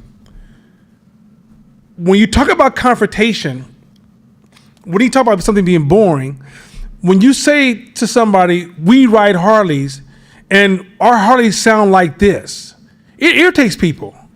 Harley looking culture, Apple culture irritates somebody because they're such a rich version of the culture, right? Where if somebody try to appeal to, like there's been brands that try to come for Harley people and they were just too, I can see somebody riding Harley's wearing this. I can see somebody who's going to an art class wearing it. Well, that's not going to translate because you're too neutral. You got to be able to say, we ride over here, and somebody will be like, ugh, that's what you use? Mm-hmm. Yeah, ugh to you. But when I go to my circle, they be like, nah, that's your shit. Yeah, that's my shit, boy. Mm-hmm. Right? But I go to other circles, they be like, nah, that's your shit. It's like I've done this before where I've taken some of my brands to the wrong circles and felt embarrassed almost. Mm-hmm. Right? Mm-hmm. And so that's so what he's saying is that in order for you to have a rich brand position, it should feel to somebody like it's ugly or unattractive or offensive. Right? Mm-hmm. And do the math. You're in a world of 8 billion people. Ain't nobody talking to 8 billion people. Right? Matter of fact, ain't nobody damn near talking to 1 million people. It's very few people can talk to 1 million people. Right? Like, I wear Adidas pants, although I'm kind of shifting a little bit. But you say, let's go to last year and previous. I would rock Adidas pants, but only Nike shoes. Adidas shoes just didn't appeal to me, right? It's like I had split brand loyalty depending on where I was wearing and how I wanted to express myself. Also, I didn't like the Adidas shoe culture in most of the cases, right? Because I was like, I'm not really a skateboarder. It's not that I have anything against skateboarder, but I'm not them, right? So what I'm suggesting is that when he said your brand should be offensive, it should be offensive to, if you run a good business, I don't care what I promise you, do not treat a business as a communication of approval. It's not a diplomat. You're not going to be approved. There are going to be some people like, you suck, I hate you, I wish your business just go away. And there'll be other people like, oh my God, you're the greatest thing that's ever come to us, mm-hmm. right? You can be edgy with your own market, culture, and brand, but there's a way. For example, let's say if Kanye didn't have mental health problems. Culture gave him a lot of room. I'm not saying where it was his breaking point, but culture gave him a lot of fucking room. The hip hop culture who loved him, let him get away with some extreme angles. He was pro-black, walking around with women who weren't black, and the culture still gave him a chance, right? He was pro-black, and then all of a sudden riding hard with Trump and white supremacy and talking about Jews and swastikas, and the culture still says, maybe, I don't know. What he means is, but what he really means, they was justifying. Because so you got room. Culture doesn't. It's not a rigid restriction. Yeah. And you can have some conflict within the culture. This class. Okay, let me do something. Anybody upset about the DEI thing? Anybody upset about DEI? Josh, please. Anybody else upset about DEI? Always the Jewish kid. I'm upset. Anybody else upset? Did anybody ask me, what does DEI want?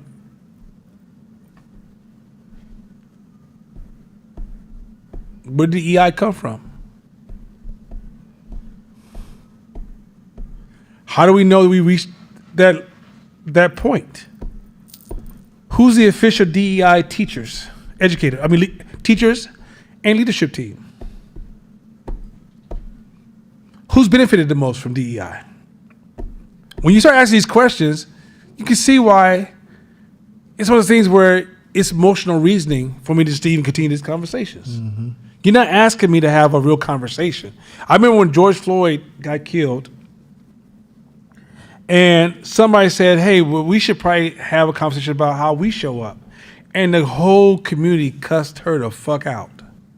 You saw her get shouted out like she said, down with all black people, and I gave them the key. What I would tell you with culture is you gotta have timing. Timing matters. So I can speak on something. It's like if a family member just died, you come in and talk about like, yo, that motherfucker wasn't shit, right? And everybody looks at you like, what? I mean, we know he ain't shit, but can we get a couple of weeks, months? Right. And so at the end of the day, what I'm arguing is that I think you mix two wrong ideas and you try to make them work in the same space, and whether you know it or not, you also wrapped it in a defensive undertone. You don't know you're doing it, but I'm gonna try because I know you don't want to do defensive. So I'm gonna try. When you go back and listen to it, I want you to hear it. See it. Huh? I don't be seeing it. That's why I want you to go back. I'm saying that because I know you don't. I know from sitting with her one-on-one, she doesn't like the defensive shit. She's not trying to be defensive. She's not a champion of defensiveness. If she wore a T-shirt every day, they'd say offense. But I want her to see how the premise of your argument was produced on a defensive foundation. I know to echo Nana's point, online platforms is a lot of intense emotional reasoning on purpose because it's bread. That's just that because they want engagement. And they've learned that you get more engagement when people are angry because we have a negativity bias, right? So I show you angry stuff. Maybe you're angry, but you're looking. And that's what I need to show. So it's, I would say it can be really hard if you're leveraging that just because you're you're trying to be in observance and you want to try and get a sense of like how the dialogue is going and look for examples or whatever. It's a really tricky place to do that because people are so there's emotional reason all over the place and you don't get a chance. That person's not sitting in front of you, so you don't know if you saw them in person, you'd be like, hey, batshit crazy, I'm not listening to nothing you say to me. You don't get that chance, right? So it gets past all of the things that you would do in person if you were to actually see it. I posted something in the group, in the community group, to show an example of brands who are leveraging that kind of like pick a fight in a way that is, it's a different kind of example of that because what you probably are getting on social media is like a real fight. not like it's not done in a business way that's actually gonna help you whatever. And then because the example is like two soda brands, they're in the same space, so you can kind of see how they battling out. And it's two women-owned brands, which I thought was really interesting because we normally think, oh, women are so nice. No, they fighting. They going at it, which is cool to see. So that's a better, I think, example of when a brand is fighting it out, how do you do that?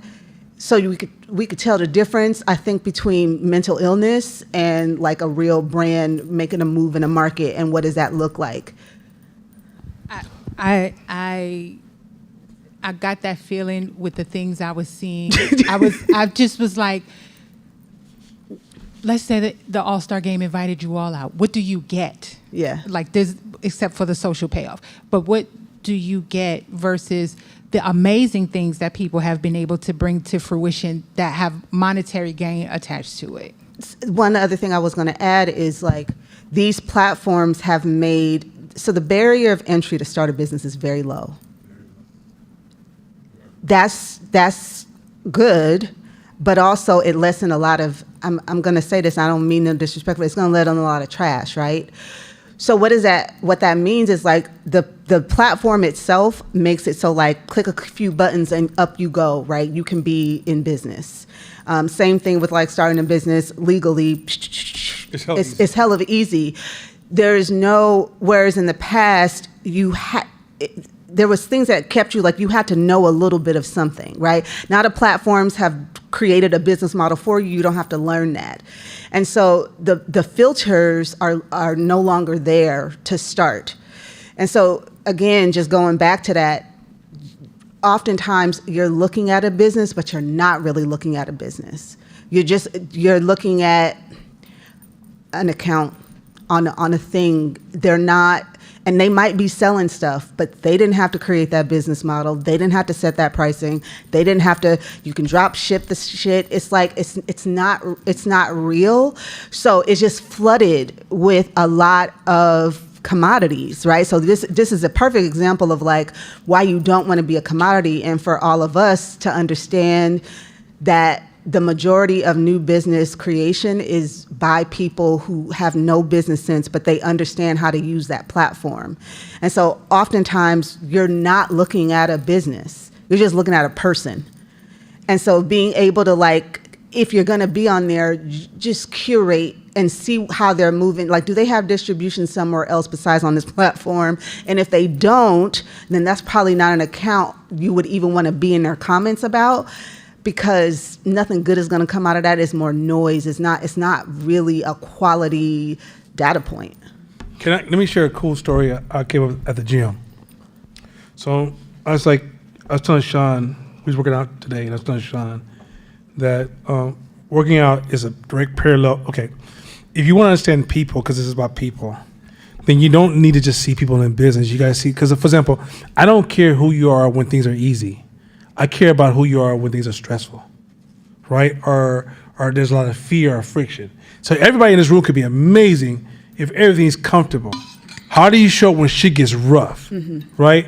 And in business, the team, we have to ride through some rough challenges together, and I need us to be able to show up to that space and be able to function to get through it successfully with velocity. Okay.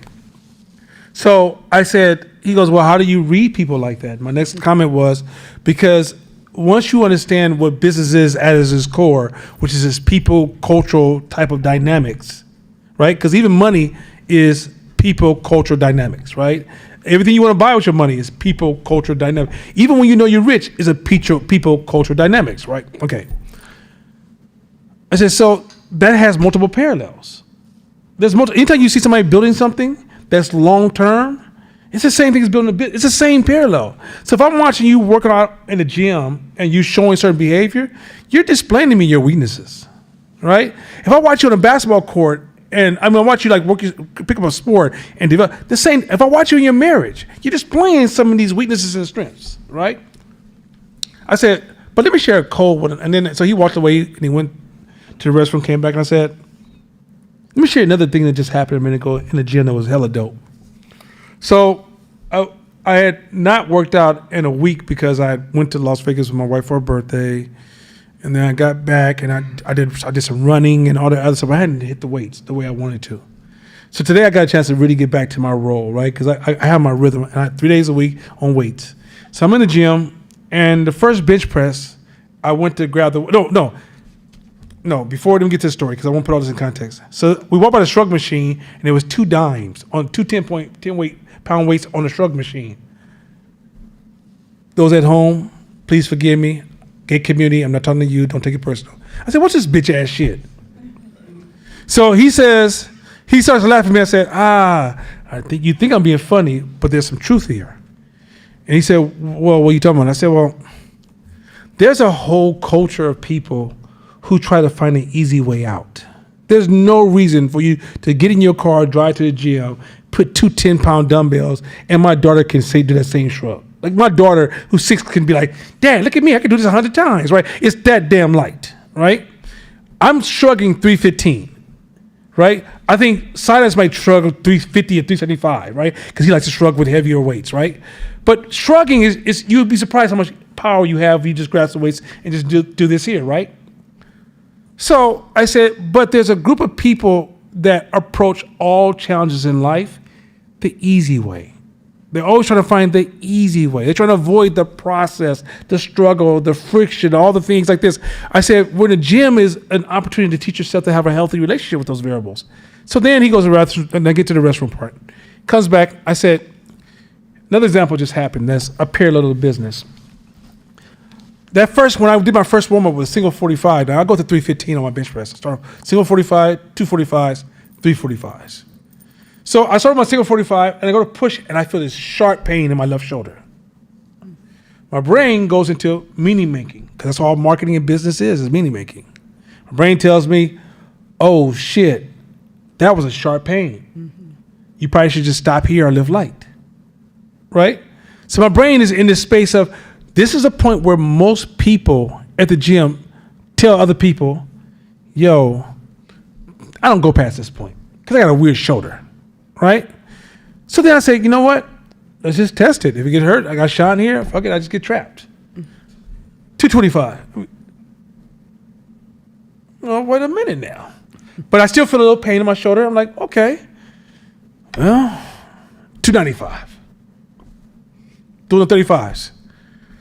Go to hit 295. I do it 10 times, but I approached it with fear. There's a difference between moving in belief as opposed to moving in fear.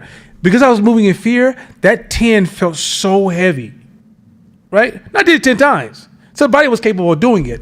My brain focused in on the pain, the resistance, because I was moving in a space of fear.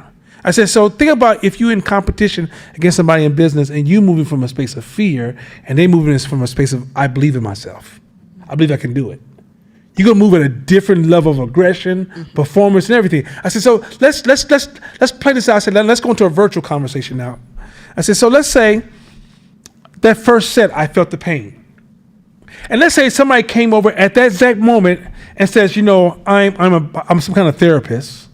And, you know, actually at your age, you really should like think about, and he sounds so professional that he articulates his story with technical terms to make me think that his story is not technical.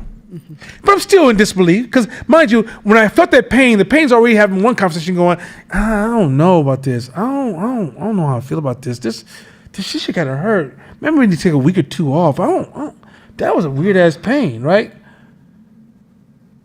So my brain's already in that fear is having a loud conversation in my head. Now the technician comes by and gives this technical, charismatic discussion of why I should think about that. So then I leave the gym. Keep it all virtual. I'm leaving the gym, and somebody be like, "Yeah, my partner was bench pressing 315, and like he can't even raise his arms no more because he popped it." So then I'm adding that to my story. This is what happens to all of us, right? Let's show you how you have to protect this space. Then I get home with your loved one, and you're laying in bed, and she be like, babe, come on now. I've asked you a couple of times to let this shit go because, you know, you can hurt yourself like that. Why don't you do something else? Don't be surprised the next time you see me in the gym, I'm like, yeah, I don't really bench press like that. You see how that limiting belief just happened? It was validated from, I had a pain, a real world pain, that really was designed to push past. Because I pushed past it. It was cool. I went to 315, threw it up 7 times, racked it. It was like, all right, let's go do some bar dips. Cool. Right? What I'm saying is that if you don't have a healthy relationship with friction, think about all the things you have never done or scared to make a move on because of fear.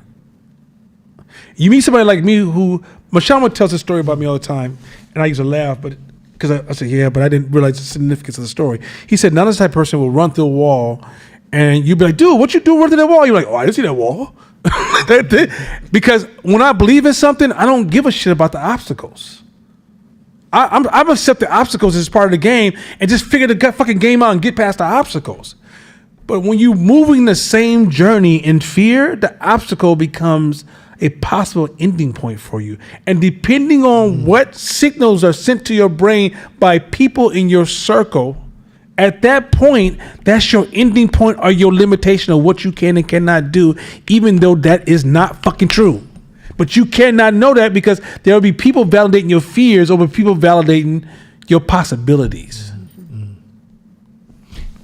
I think that's a great point, especially going to your point, Silence, at the intro of your entrepreneurship, it's not that you don't take feedback from people, but you go in the game with a mental game plan and a veracity that doesn't allow you to be sidetracked or blocked by anyone's fears, because you're starting something.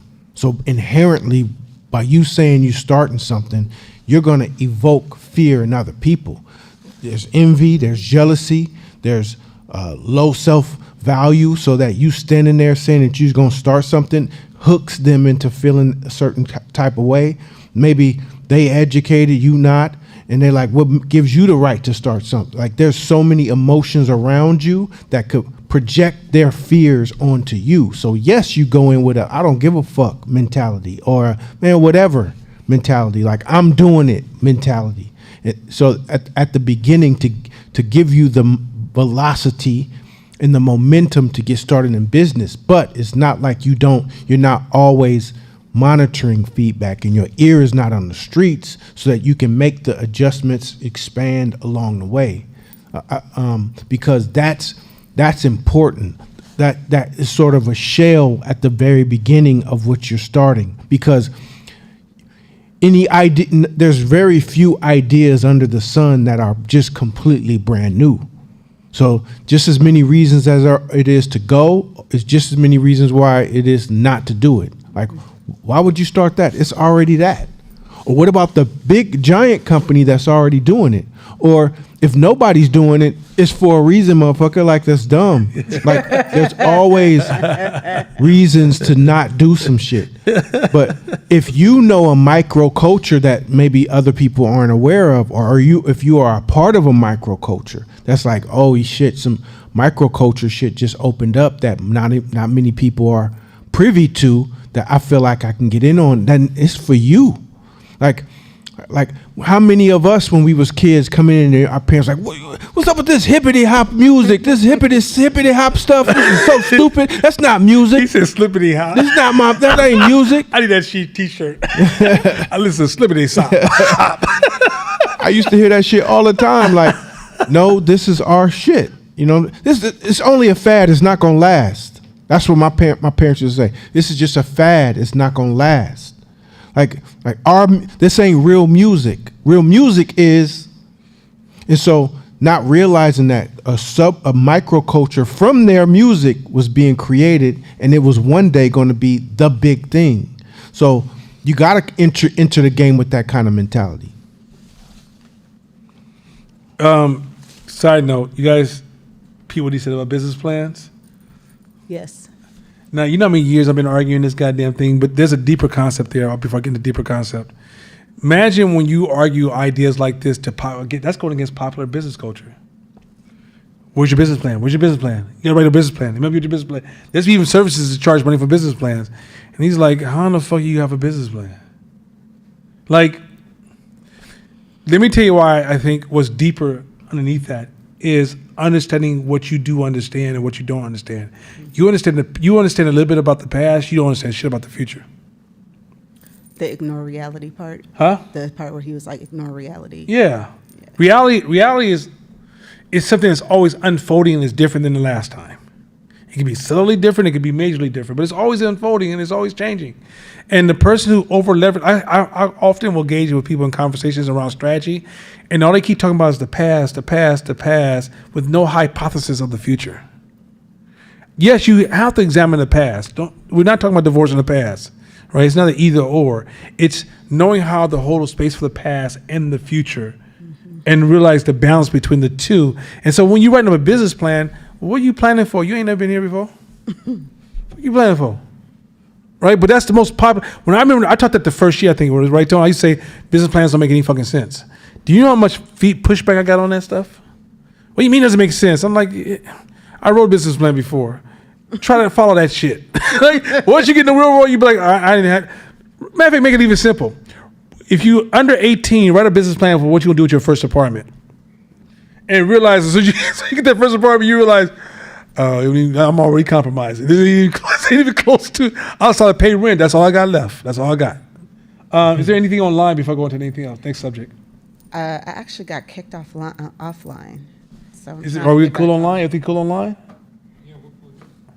Okay, gonna make sure we'll give Shibisha a chance to make sure we reconnect online. 'Cause I don't want to make sure we didn't lose folks online. Because I mean, I talk to Tone all the time. Why are we waiting on Shibisha to confirm her online? Are you online? Period. Or are you just online in class? You got offline in class. It just told me I'm successfully connected. I don't know why I got disconnected. Okay, it might have been her connection to Peralta's College. No, Huh? they Okay. they quiet as church mouse. Cool. So next thing, I want us to do a double tap on, because I said we were going to talk about rework in the classes of this month, and if anything you want to double tap on, but I want to do a double tap on. Did you guys understand what a doom loop is? The doom loop. Did anybody want to take a shot at what they thought the doom loop was from last week? Because we got so deep in the woods, I want to make sure I try to give you, when we teach class, I want to make sure that even though I'm giving you guys details to kind of help you see give you ownership of the concept, I got to make sure that you guys own the concept, so you can start to use your lenses. So if you use a phrase like doom loop and you're like, I kind of remember abstract what he's talking about, as opposed to like, let me give you as simple as possible definition. So anybody want to take a shot, or does anybody in class or anybody online want to offer what their interpretation of last week's doom loop was? Anybody? Go ahead, Kaja. I think that it was like a one negative event that in your mind begets another negative event that begets another until you get to an overall negative outcome that's connected to all of those imagined negative events, or perceived, I should say. Very, very close. I would say 99% close. We just did one little variable you left out, but that was really close. Anybody else want to add to that doom loop? I'm like, shit, what did she leave out?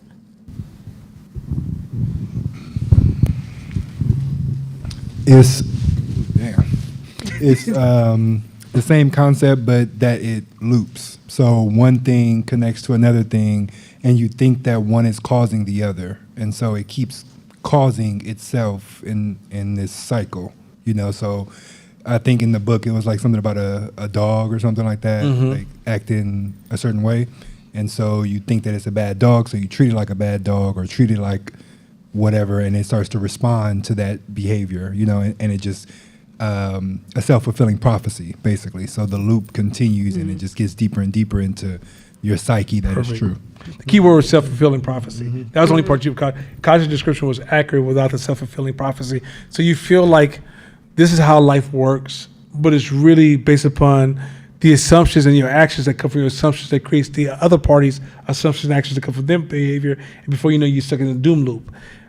So do you guys see how when I said Black folks as a culture are caught in multiple doom loops, and that the limitations that we think that are haunting us, we easily transfer it to just, don't get me wrong, white supremacy is still there and systemic racism is real, but a lot of our doom loops, but they're not insurmountable, right? And what stops us from surmounting it, or from us overcoming it, or stops us from creating new innovative solutions, is a lot of our behavior and a lot of our beliefs are actually contributing to our own personal doom loops. I have a question for you. Yeah, go ahead. Like on a personal level, I feel like doom loops can be really easy for me to point at, because I'll be like, okay, I can see me and I could see that, and if I move that, like I could see where my participation is. But I'm thinking about it on a macro level. So what's coming to mind for me is like the Target situation. And how can you assess a doom loop at a macro level? Is that the best way to apply 100%. It's easy. Okay. It still falls into the same equation, which is remove the assumptions, right? So, and then make sure that you're following the facts and the details, and it has to be clarity, right? So, name department stores that celebrate Black History Month. Name them. that celebrate Black History. Yeah, when you walk in the store, you're like, damn, they give nice shout out to Black History Month. Because Target's been doing it for like the last 5 or 6 years. Yeah, just the last 5 or 6 years. Think about, because you walk in the stores, you feel like they really do a good job. Like I've seen St. Patrick's from a lot of companies I've supported. And I'm like, damn, you don't got nothing for Black folks, right? Valentine's Day. Right, I seen Valentine's. That's one But I'm day. saying, like, I even seen New Year's. I went to a Fontaine La Fontaine Hotel, Fontaine Blue Hotel in Las Vegas, and they're celebrating Chinese New Year's, right? Once again, name a company when you walk in and you feel like, hey, yo, there's a nod out, there's a shout out for us. Right, yeah. In the last 5 years, no, I don't think anybody's been as strong at Target. But Target has been Yeah. very strong, and it's Yeah. still strong this year. Yeah. Name a company that has a pro-black page of this is the products that we sell for your people in our company. I'll wait for it.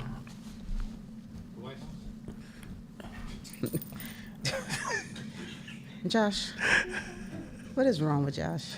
So the thing is that Target does. Target's had that for quite some time. Has also had that, right? Would you say like Netflix, HBO Max, and Hulu, they're always recommending Black movies during Yeah, you know what I'm saying? But I'm saying walking, I said department store you walk in, that's true. But I'm saying like when you think about stores that you walk into, right? You look at what companies, I don't remember, does Amazon have a pro-black page? They do? Yeah, there's like Huffington Post. Yeah. Black Voice. Right. Now let me ask you another question. Let's play with some more assumptions. In a business, today's business is not like 1966. And first of all, how long did it boycott the buses? And in the famous protest, historical protest, how long did they not ride the buses? It was Over a year, right? It's over a year. Not one day, right? Not 1 week. How long was it? Somebody look it up. 381 days of boycotting. But let me ask another question. Would the same boycott have the same impact in an international business? Third thing, if the people who need products don't have any other place to go, how does a boycott serve any real impact? These are questions you got to ask. This is where doom loops can start up, right? Because if you send a certain message and then people respond, and then they respond, and you respond, and we're in a doom loop, right? If you just start asking these simple questions, okay, so what do we want from Target, and what is it they're not doing? Because, and then number 3 is that how are we benefiting from DEI? Has anybody looked at our numbers as a black culture? Has our schools gotten better? Has our communities become richer? Have we seen a financial growth in our community that DEI is being contributed to? Like there's some Midwestern towns where white folks are farmers, or there's places where people mainly work for the government, and those places are devastated by some of these changes, right? I just need to know what we're talking about, because maybe there's a place down south, but then if there's a place down south that's hurt by Target not contributing to them, can we see that data so we can know what we're asking for them to change? Otherwise, you mean I'm not going to Target because y'all feel some kind of way? That's the strategy? I feel some kind of way, and I just don't want to start feeling some kind of way? And when something is crowd, the best way to destroy any successful movement is give it to the crowd and let them override it with a whole bunch of demands that don't mean shit. You'll destroy a movement overnight. So without clarity of saying, we're going to not go to Target so we can achieve this that is possible, but if you let everybody speaking to it, you don't understand how the goalposts will keep moving. As soon as you satisfy this group will be like, but what about this? And before you know, you're all over the place, right? Now, I don't know if you guys paid attention. Was the black movement co-opted by everybody else lately? I don't know if you paid attention, like LGBTQ plus borrowed our style, white women borrowed our style. Shit, I've seen Latinos and Asians borrow our style. I mean, look at the fist. Everybody color codes it. Oh, yeah, everybody co-opted, everybody brought the fist as part of their brand. Josh is actually absolutely correct, right? What I'm arguing is that we're the face, or the beneficiaries. And then once the things are rolling, were we getting the love like that? Where folks coming up, sitting down with us going, Asian kids going like, yo, black people. Because they're the same ones that got rid of affirmative action, right? The Asian kids. But, they forgot to sit down with us and say, hey, black people, thank you for the shit you done. Because Chinese, by the way, experienced some fucked up ass racism in this country as well. But black folks, as we carved the way through the mountain, were we getting that praise? Now, let me ask you another question. Black people, is it easier to focus on these low-hanging fruit or to focus on dealing with the roots? You guys get on going with this like somehow people even frame me as not being pro-black because I refuse to talk about the raisins on the ground when the trees are dying. You gotta go. When you start having deeper dialogue about stuff, you realize. So Trump, what was this dude for Trump? The older dude, Bannon, whatever his name. Bannon. Yeah, he said, "You know what? The media is so stupid." This is straight. He's quoting this. This is live quote. The media is so stupid. We'll give them this dumb issue over here to focus on, and then we can run all the policy changes we want over here. Black people, social justice got you focused on this, and they're running serious financial adjustments on you left and right. You don't, of course, you don't see it. And you calling somebody who says something you don't like is, oh, that's racist, no, that's prejudice. The world ain't gonna all like you. Sorry, get over it. But the real shit, the resources and monies and things that's happening, and then you go after somebody like Target. What does Target owe us? But we spend a lot of money with them. Okay, that's good data for us as black entrepreneurs to shift those resources, right? Hopefully there's black entrepreneurs are taking this moment today. This is an opportunity, people. Those of you, I don't agree with this protest. I don't agree with it, but guess what? It's an opportunity. Doesn't mean I have to agree with it. It's an opportunity, right? But if black folks don't shift our spending to something else, and we just go back to Target tomorrow, what have we achieved here? Besides a moral win, like, I feel good, It's a hard space, but in order for me to get outside the doom loop, I gotta ask those kind of questions, then to be able to direct my actions, so then I make sure I'm doing opposite of what I feel. So because often your feelings is what seals the doom loop. Maybe you could tell me if you don't want us to go here, but does everybody understand what is going on with the brands at Target? So, Like, what do we think is happening? real quick, I don't have that answer, but I wanted to say something on the Target thing. He wants clarity of what's going on with Target. He don't even know. Mass protests of black folks against Boycott. Target because It's like a day of boycott coming up DEI. on the 28th too, by the way. Yeah. So, DEI. so one of the things, Program. I totally agree with everything you just said, Nana, and it's true. If there was more like it, let's do this because of that, I think it would be smarter. I do want to say one of the reasons why the focus is on Target is because Target also really was pushing like the whole black businesses come this, like even with Spritz, by the way, we used to get these emails like, we have this program, we want you to be involved in black. So they were really pushing the quote unquote, we support black businesses, we want your products in here, we want your, I'm making up, S-curl, whatever. So they were really like, you got Jasadi on the front of the box. But you know, so they were like the face of like, we're trying to help people of color businesses come and be on our shelves. And that's one of the reasons, not the main, but that is one of the reasons why a lot of the folks were like, yo, let's go against Target, because they were the ones talking all that support. Now all of a sudden they're like, oh yeah, we're taking this off. We're not doing this. We're not doing that. I think they didn't say that. They didn't say that. No, I'm not saying that. I'm not saying that's definitive. I'm saying that's one of. No, they didn't even say none of that. That didn't imply. Emotional reasoning changed the words they heard. DEI programs is not the same as civil rights or equality. Matter of fact, the word equality has a number attached to it. The word assumes a number, right? If I said I want economic equality, that means what's the number, right? Well, give me the number, right? 3, the economic equality is a two-way responsibility. The only thing the brands did talk about was, yo, this shit is hard. It's expensive. Yes. It's a cost. Some of them shouldn't even be there. Yes. Okay. Target, what you saw with a lot of white people who were really trying to care. I'm gonna give them a shout out. A lot of people were really trying to help out. They were really saying, yo, I want to help black people. They couldn't see us to help us. They didn't really understand what state we were in. So they say, if I say, yo, come on this shelf, I'm gonna give you space on this multi-million-dollar shelf.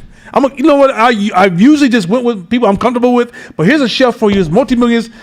You don't have multi-millions. You don't have investors. You don't have banks. Not what the fuck, right? So a lot of times we don't realize that, and they're not in the business. Okay, Target is not in the business of daycare. They're not part of daycare. They're not a nonprofit. They not a are fully nonprofit. profit. So even if they give you an opportunity, they're hoping they can spark investment, support, some momentum, but they understand that they can't carry the weight of volume.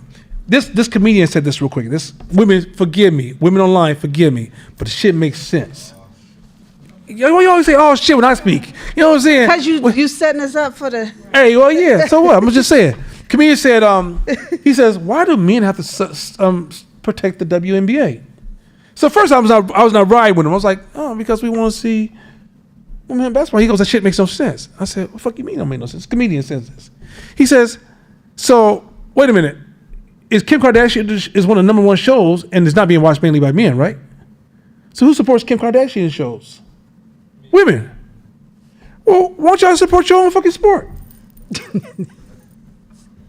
Right? Don't ask men to support the shit. Y'all just show up. If y'all show up, guess what? The sport's gonna take off tomorrow. It's just that simple. Don't put the pressure on us. Have an internal conversation like, hey, well, that's the same thing for black people as well. If you want to see more products of black folks at Target, I want you to poll black people. Are we getting down like that? Are we really moving our money like that? If we're not really moving our money like we're going to Target and buying our products, and we don't have this ecosystem that we can measure, then what we're gonna do is we're gonna assume that, hey, they don't care, or here go that 1960 civil right white folks who just don't try to undermine the black man. Also, when you make a promise, business is not that simple. Business is not because I made a promise it's gonna work. I can tell you, like, I promised Tone I'm gonna work with you tomorrow. Tone show up late, his product is weak, Tone got an attitude, Tone slap a little cute girl on her butt. Okay, Tone. So then the outside world will be like, oh, that's fucked up. You say you work with Tone. Right. Yeah, you can't. I'm saying there's so many invisible. I'm not suggesting black people got in there and start slapping people in the ass. What I'm suggesting is this. We don't see the detail. The devil's in the details. When you get into these high level conversations that's being ran through the media, and once again, I'm not pro right side. I'm definitely not pro Trump. But when you start getting to conversations that are just too high level, they're observation quality conversations yielding you with bad opinions and bad insights. When you get to the devil in the details, you realize the black folks who do make it to the shelf, they working their ass off. That ain't no easy place to be. That ain't no like come one, come all. You get to those shelves. If Court tells you he's in Macy's tomorrow, well, let's say Macy's was Macy's of 7 years ago, and Court says they're about to run me in Macy's. All of west of America, most western part of America, I'm about to have that shit on lock. No Court business, needs money. He's busy as fuck. His staff just grew, and he is damn near like the lady says. They don't get paid when they do their sales. They don't get paid like right away. They're like, ching, here you go, ching. Here's 1 year. It's 90-day term. It's net 90. Yeah, it's longer than that in some cases. Yeah. This is Go ahead. two things I'll say. One of the things that, this is the part where when I started to say in here that I took exception to people trying to weaponize black people's emotions. This is one of those examples, because what this is a lot of inside baseball.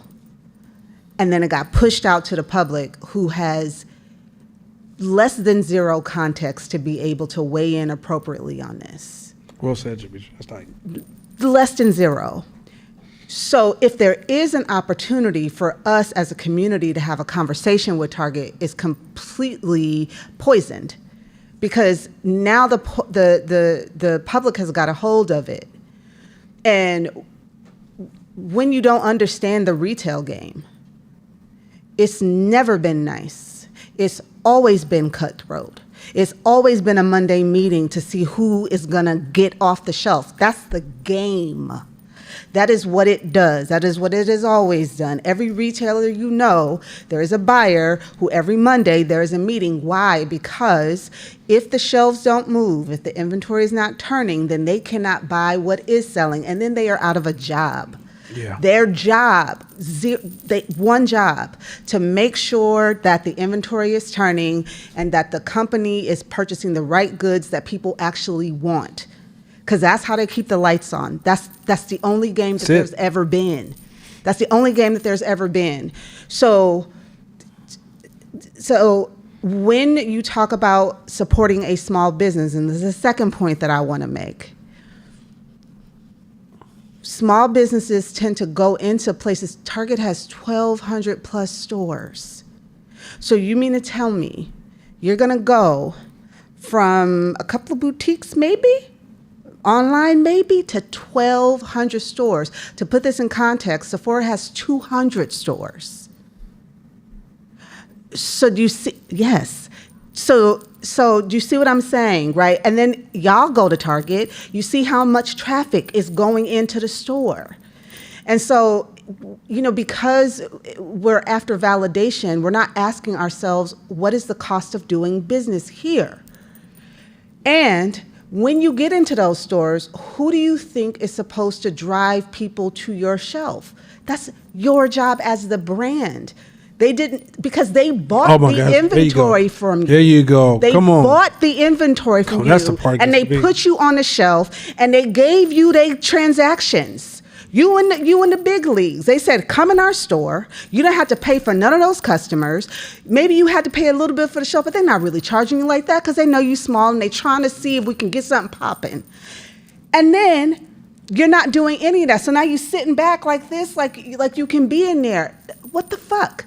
No. No marketing ain't gonna be so you didn't have a plan for how you were going to drive people to your shelf, because if you walked into the store where your shit was at, you would see that there's like 50, 100 other brands there. So how was I as a customer going to know to choose you? That was your job. And if you don't understand that that's the game, what are we talking about? And they can't do that for you. You see how many SKUs, how many items they got in that store? They're not supposed to come hold your hand and be like, let me make sure you get all the product. Fuck no. They have to make sure that their best sellers get the product, because that's how they eat. So you're asking them to sit on all this inventory, to send everything to you, asking them to take a L. They can't take a L. You can do it for a season. They can't take it. They can't take it for years. So this happened before when all the black hair care brands went in there. And then the shit wasn't selling. But they were the first people to give everybody all this shelf space. They created a whole aisle. They gave you like a whole aisle. And then what happens, right? And so it's the same thing. You get into distribution. It is your job as a brand to make sure that customers are shopping your shit. Otherwise you're asking Target to take on your problems, and that's not what they're there for. So when Target says, I'm sorry, we got too many small brands, we're sitting on all this inventory. If y'all saw a couple of weeks before, Target took a huge L in the fourth quarter. They took a huge L. They did okay through the pandemic, but they took a huge L. They had to forecast their projections. So they're bleeding right now. So when you're in a situation like that, what do you want a Target to do when they total top line sales is looking weak, their projection to the street is looking weak, big people who got big money invested in that company are looking like, y'all better turn this shit around. And then you got a whole lot of brands that ain't really moving. What do you want them to do? And so, again, it's a whole lot of inside baseball. You kick it over to the public. You had people attacking Tabitha Brown because she said, so y'all mad at Target, but you got all these black brands in here, and what is boycotting them going to do? Because that's really, you're going to boycott us, and then anybody who wasn't on the chopping block, now we look like it's doom loop, right? So then they attacked her and said, you're supposed to stand with us. Again, our community doesn't understand what's happening. Our black church leaders don't understand what's happening because they don't understand retail, but they're asking all of us to participate. And if you dare ask a question, then you get beat up. And so again, these are big companies. What do you think they're gonna do the next time? Like, it puts us in a bad bargaining position as a community from a commerce perspective. Doom loop. It's a huge. It puts us at a disadvantage, and so not that I want to see any other community not win, but what I'm saying to you is, people learn from the errors that we make, as they should. To me, this boycott, this whole conversation is a big fucking L, because Target is one of the largest retailers in this country, and they fuck with us. And when we put our hair product on the product, they gave us full on shelves. And when we put color products out there, and when we got into food, it's a lot of people who have white label stuff where we're running their product, they're putting their label on it, but we're in business with them. There's a lot of black people doing business at Target, but not all of that is visible. So I'm gonna stop. So what do we do? So what would be the lesson learned from? Let me jump in. Yeah. He's in retail. Entrepreneur mindset rule number 1. In business, nobody owes you a fucking thing. Oh, that's bruh. Hey, I want to hug this man. This whole time I was like, what? The premise of them owing us is the fucking problem. Nobody Come owes on, bro. us a fucking thing. So all of that is noise, because if your mentality even reeks a little bit of a equality, fairness, Yes. you owe me, please give me, then you're contaminated. Yes. You're so you have to say, what value can I provide to where my business can grow in this space? Period. What value can I provide? What resources can I add? What relationships can I build? What trust can I form? What incentives can I give to where it cuts through all the noise, and we doing business with each other based on those values? Not that you owe me or I owe you shit. I don't want it like that. I want it because, damn, you good.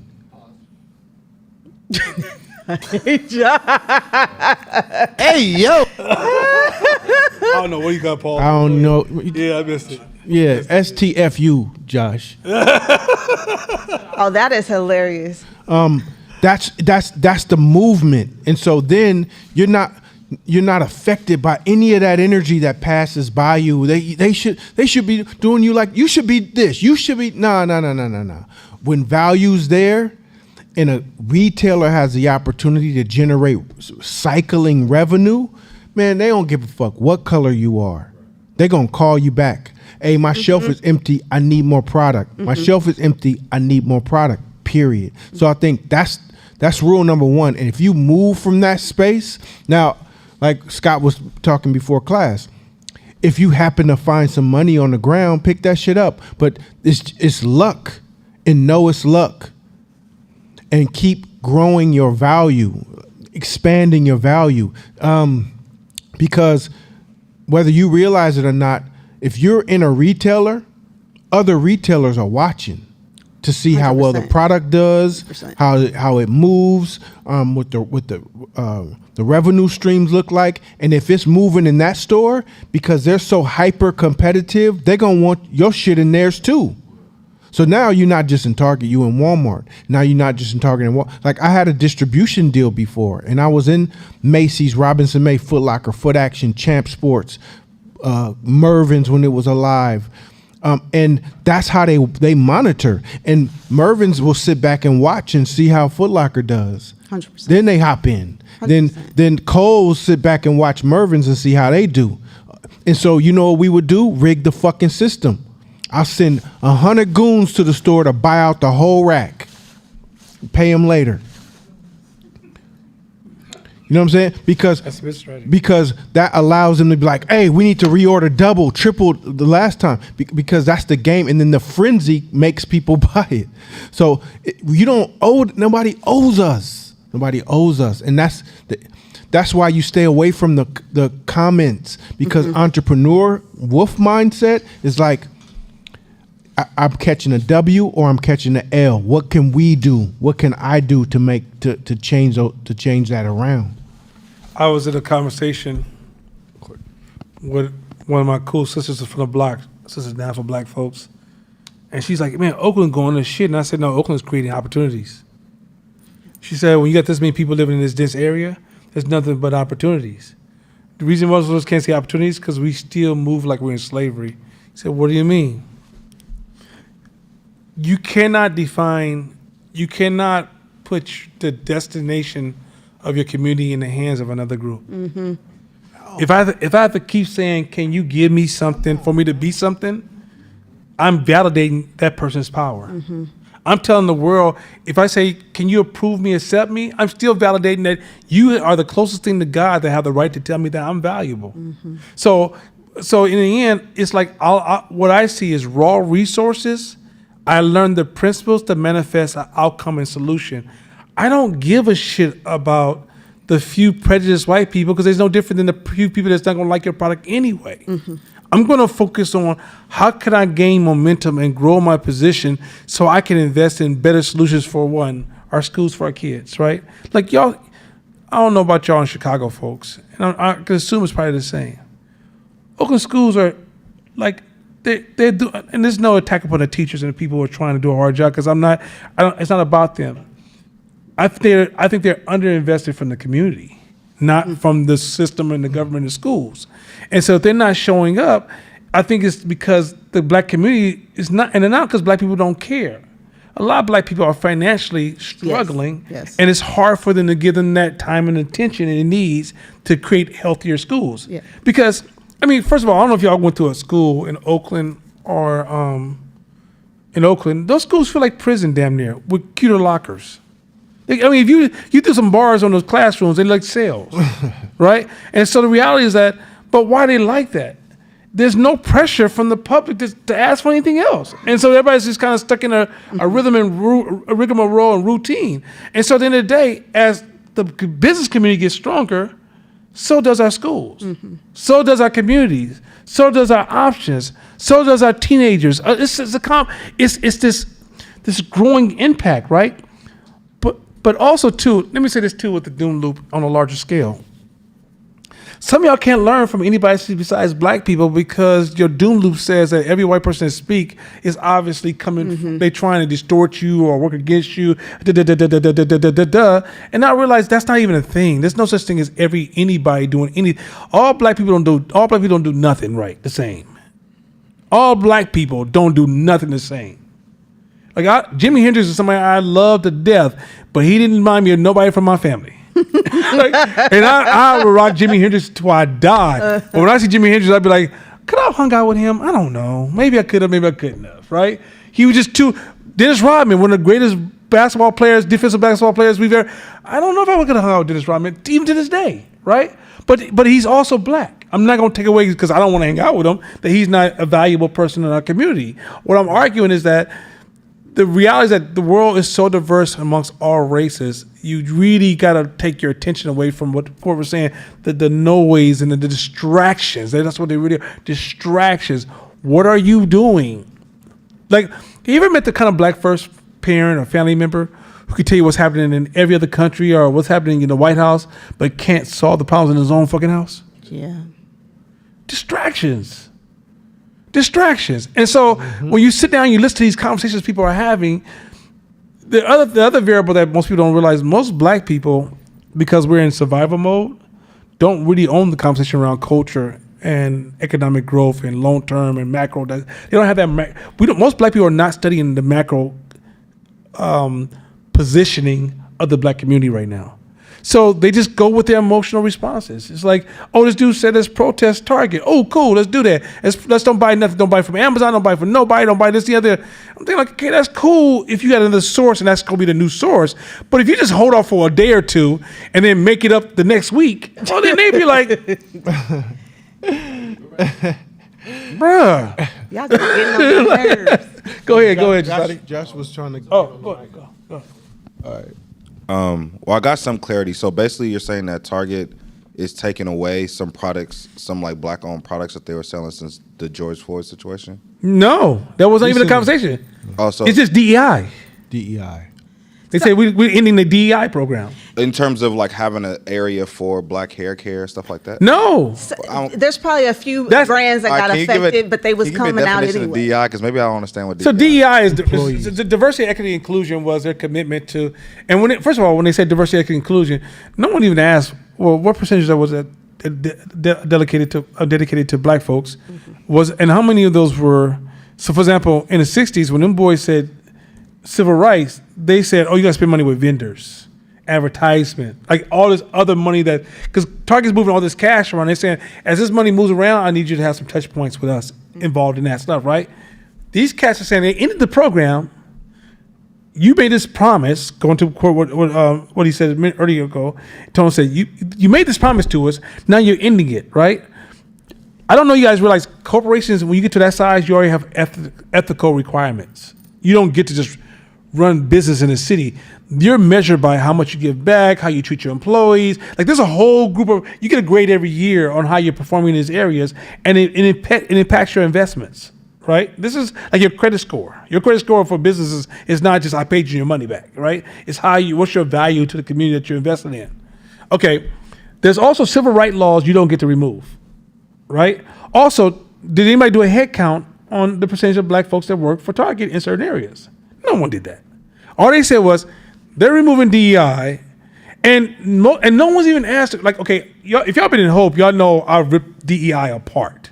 Right, because it was a white woman's social media born movement that is all over the place because it's not owned by a particular small group of people who are directing the crowd. It's everybody pouring their opinions and their ideas. So it's hard for me to even listen to it because it's like depending on who you listen to, it could be over here, right? Now, do I believe in diversity, equity, inclusion in its purest sense? Yes, but that's not the conversation, and that's not what corporations are dealing with. Next, my company goes into other companies and help them with strategy. DEI has been a thorn or the virus in many companies because it stops human engagement, human interaction, innovation. It creates all these friction points that cause more damage and destruction, right? Also, it's causing emotional weight on the people who serve it and a level of entitlement. Mean-spirited fucking attitudes. I'm on a plane coming back from Las Vegas. Watch this simple interaction. Woman's next to me, she's writing her ass off. And I guess that was her wife or girlfriend next to her. And she was just sitting there sipping her coffee and reading something.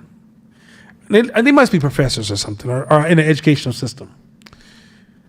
So we both get up and we stand next to each other on Southwest. I said, she looks at me and goes, I go, yes, of course, ladies first. Well, I'm not a lady, but thank you. Oh my God. Now, thank God I'm mature and I don't give a fuck. I wish they would caught the 20-year-old, the 20-year-old would have brought out his spirit of too short and had all kind of language, right? You know what I'm saying? But I'm older now, so I'm like, whatever. But the problem is this, the rudeness that goes along with, oh, you didn't see what I believe in. Watch this. You didn't see what I believe in. How dare you? Look at me right now. If any of y'all can master anybody can tell me what I'm thinking right now, I'll give you all my money. What's my favorite word? You say like you can't imagine what your belief is based upon what I say out in front of me, and then you also didn't measure me by my intent. I was being nice, and instead you destroyed the intent with my political stance. So imagine running a company, everybody, my political stand, my political stand, my political stance. Try to have a meeting with 5 people with political stances. When that shit came, should be my line. When it came to my company, did I not say we're not doing none of that shit here in my company? Because if I seen it was the black women were like, yeah, I can't stand white men, and this. I was like, yo, we're not doing that here. Because if I said, because you about to fuck up my money. They said, what do you mean? If I send one of y'all in a room with 3 white men with a suit on and got that like 1950 part in their hair, y'all about to lose all my money because you're gonna shrink yourself. Because by you seeing yourself a victim of racism, when you're in the face of white men who you framed as being greater than you by your definition, by your implication, you're gonna automatically go in there and under negotiate and fuck up my money. So I need y'all to get past that shit. Just see them as just men. Yeah. Just men. Yeah. Oh, yeah, he got a question, but I just want to say Meta took away their DEI too, which is owned by Instagram, but no one's boycotting Instagram. And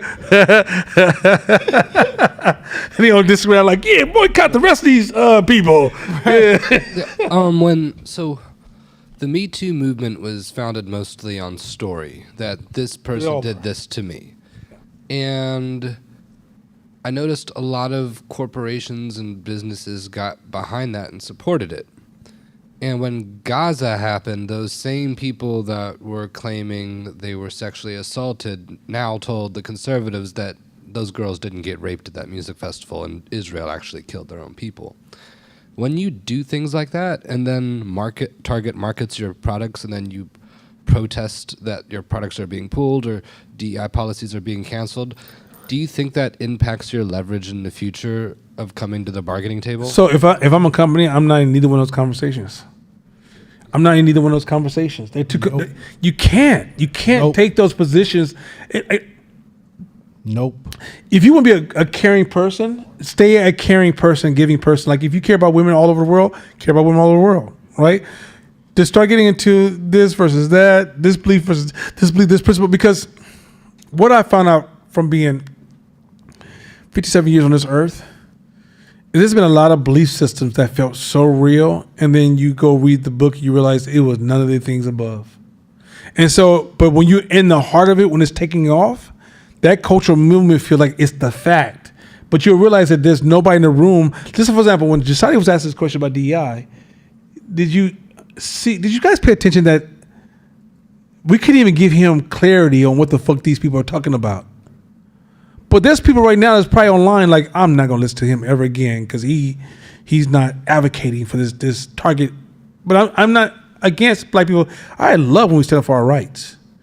But if we don't have measurables, then you guys remember the old cry wolf? You keep complaining about everything and you don't have no fucking outcome. How long before your voice becomes just background noise?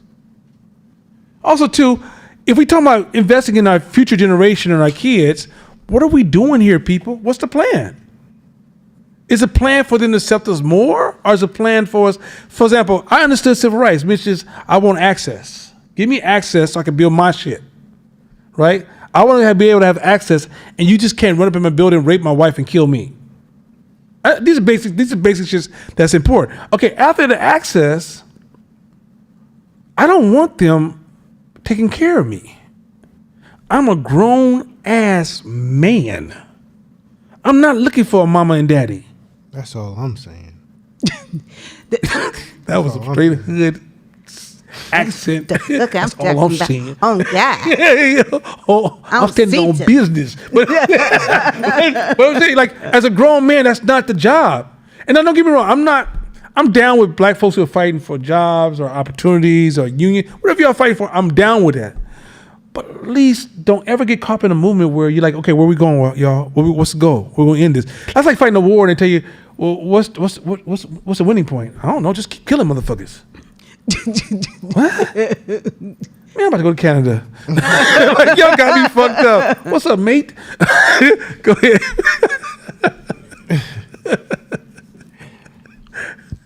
So it seems that DEI is more about looking better than doing better.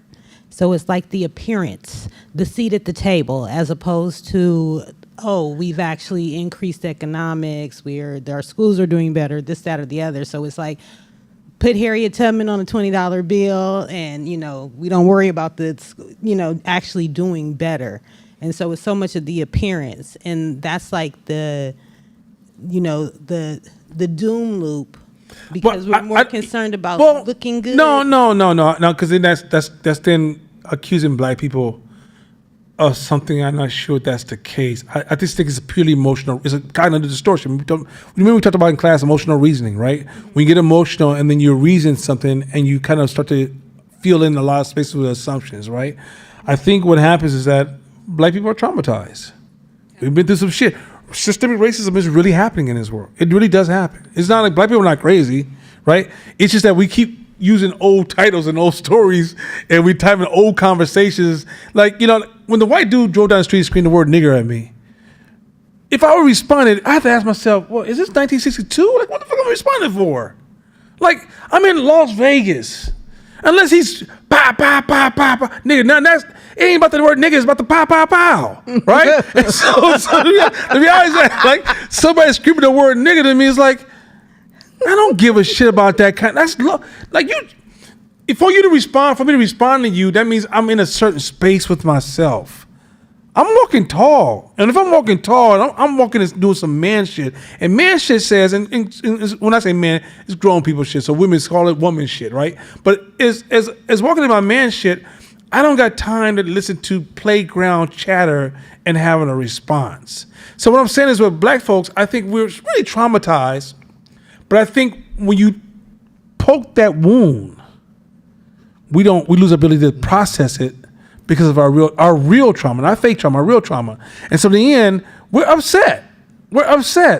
But being angry, like in the great words of Shakir, which the great scholar, I keep calling, I rephrase it all kind of, the great scholar Shakir, which says, feeling good is not a strategy. It's just not. At the end of the day, if I'm trying to invest in a solution that has long-term benefits or value to not only my personal opportunities, but for our kids' opportunities, then just going to Target for one day and boycotting is just purely emotional reasoning. And we're all going to make those same mistakes. Like, that's another thing too. When you see mistakes being made by businesses, by individuals, be cautious to judge as good versus bad. Be like, judge it from a note space. Like, that's nothing to note. Because guess what?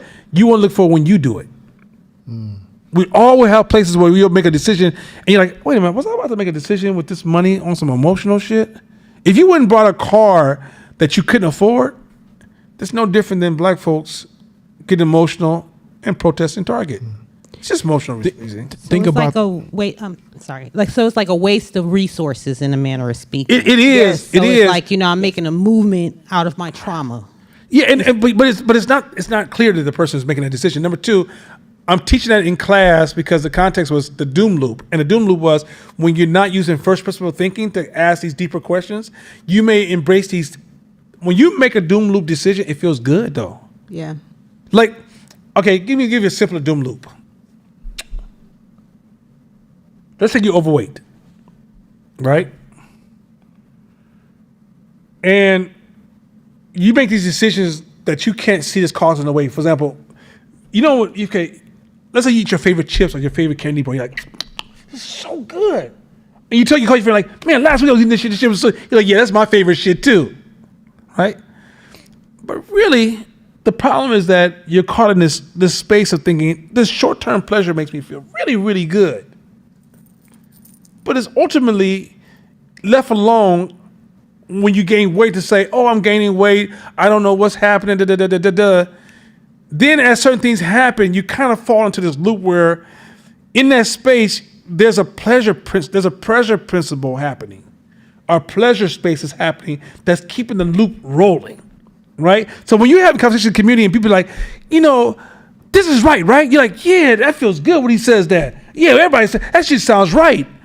But it's what's all keeping us in the loop that keeps us where we at. Like the typical response we have to racism is creating a doom loop that creates these assumptions, that create another loop that creates this response that we're even responding to. I don't be hiring no black people. I don't be fucking with black people when it comes to my money. I know entrepreneurs, you heard that, right? Everybody entrepreneur in this room heard black people say they're not hiring black people. You've heard black people say, I don't deal with niggas. Doom loop. They're not that. They responded to this way. A typical hood dude is a doom loop. He's responding to an environment that's sent him in this message by doing this, and then the environment says, well, that's who you are, and it's a self-fulfilling prophecy. When he's really, like what Court would tell you, he's not that dude. And it's also part of a bigger problem is that we are the lowest group. We're the lowest performing group right now. So I want in a beautiful world, what we do comes from a place of radical responsibility first. So nobody's going to give us any power to say, oh, you know what? I got 100% of the power. Here's 30% of power. Just because it's fair. Here's 50%. Let's share power. Power is not shared. Power, you create the space for power. You take power. And how we take power is through economic strength. And the only way we can create economic power for ourselves is to take responsibility for where we stand. You build something, you build something, you build something, you build something, you build something, but we're also part of a community and a culture. So now we have customers in a community, individually and collectively. Now we got power. Now people gonna want to hear from us. Hey, I want to hear what you got to say. Guess what happens when it's election time? I don't know much about politics, but this is one small thing I do know. Is when it's election time, they be up in them black churches. Why? Why do they be up in the black churches? Because there's still power there. You had George Bush up in the black church speaking. There's power there. Why did they think Beyonce would work? Power there. You know what I'm saying? So like, there's no give us a seat at the table. It's Beyonce's turn. No, it's, hey, we got to get Beyonce up in here. We need that firepower. So we got to let's be the firepower versus, because to me that's still a form of, like, I don't want to say it, but it's still it's a slight form of like slavery, begging, please give me some, please. Stop. Like They don't own it. Yeah, and when are we gonna stop doing that? You know, you just. Oh, I'm sorry. Go ahead. The other thing I was going to say is, so Target gave $385 million last year in cash and products out under DEI. But under DEI, it's not just black folks. And I know we keep saying this, but it's really important. Nonprofits fall under that. Mm-hmm. Other non-black groups fall under that. But in a corporation, I see your face, right? I see a whole, like, how much we're receiving under DEI versus other groups is really unclear. It's really unclear, and we're not doing that discovery. And so whenever DEI happens, our assumption is that we are being massively affected. Again, going back, we're always the face of the movement, but if you read like a 5-minute search, you'll see that nonprofits are not getting money from corporations that they were getting during George Floyd. Nonprofits got a crap ton of money from for-profit businesses during George Floyd and during the pandemic. So now we're 4 or 5 years past that. And they're like, well, we're not going to continue to give you that kind of money. But nonprofits are historically not well run. And so they become dependent upon that cortisol drip. And the companies have come back and said, okay, we're not going to continue to do this because you're historically not effective.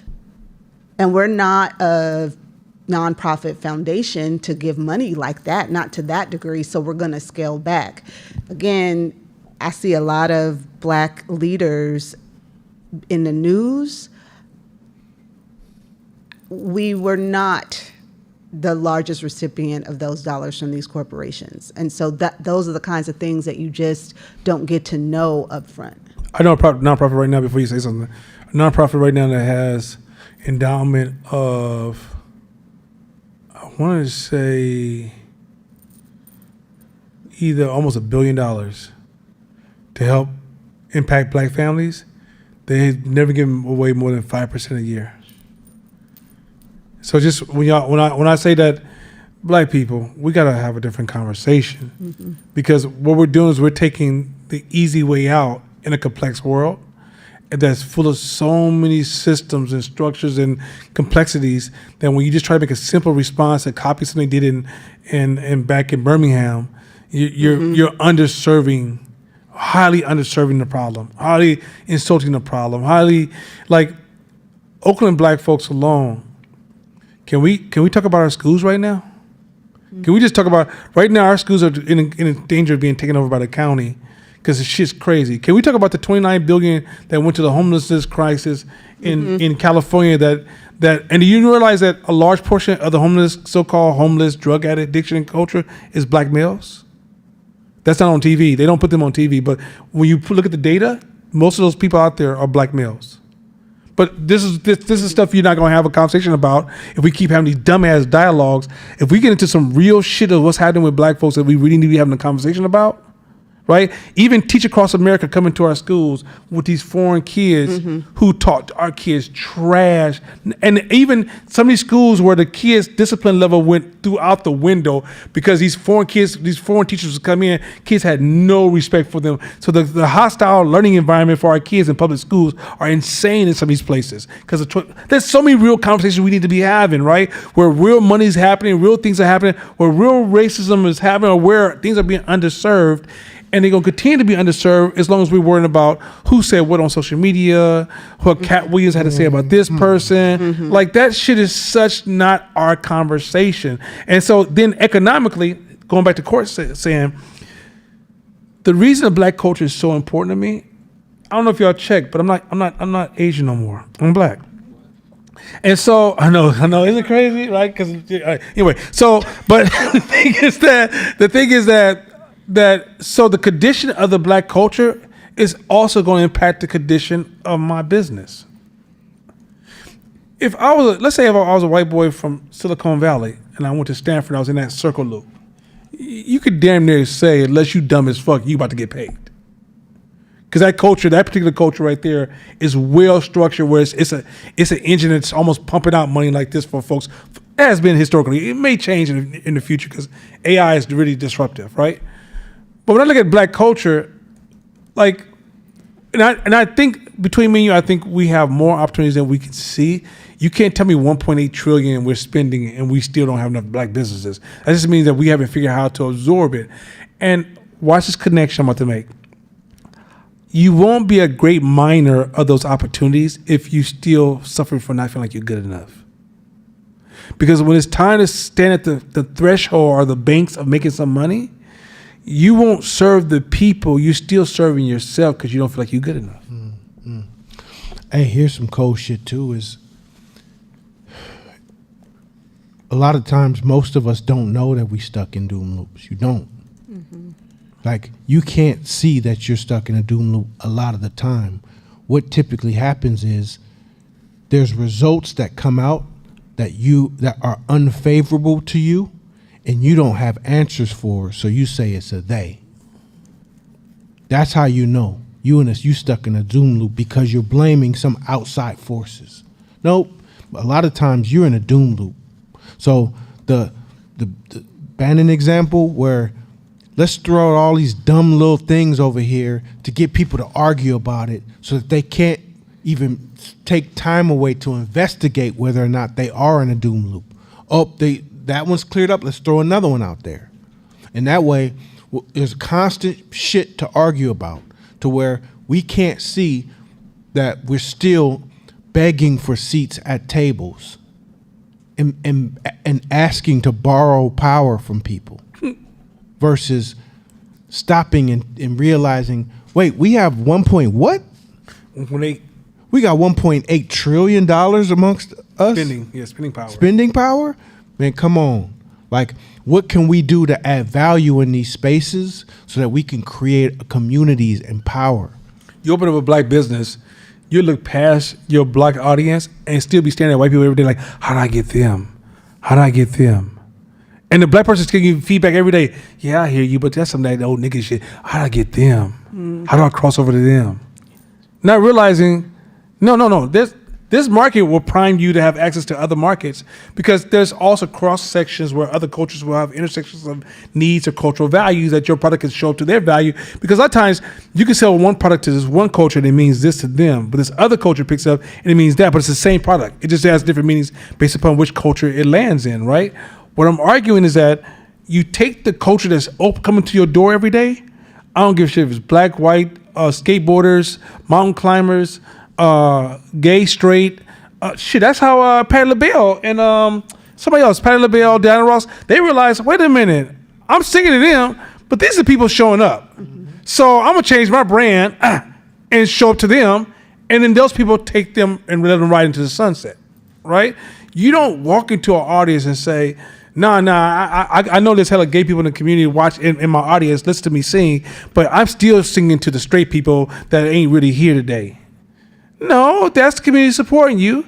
You got to understand the market will tell you what your brand is. You do not tell yourself what your brand is. Your market tells you what your brand is. So at the end of the day, a lot of times black folks, because we don't see value in self, we can't tap that 1.8 trillion because we're still looking at other people who don't value us culturally, or we are aligned with them culturally.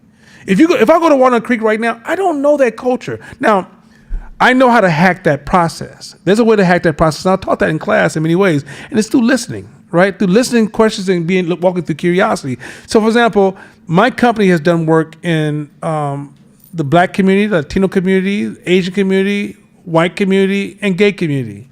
And the communities that we've engaged in, the professor communities, all the way down to the sport communities, all those communities would swear to God, Nana knows us perfectly.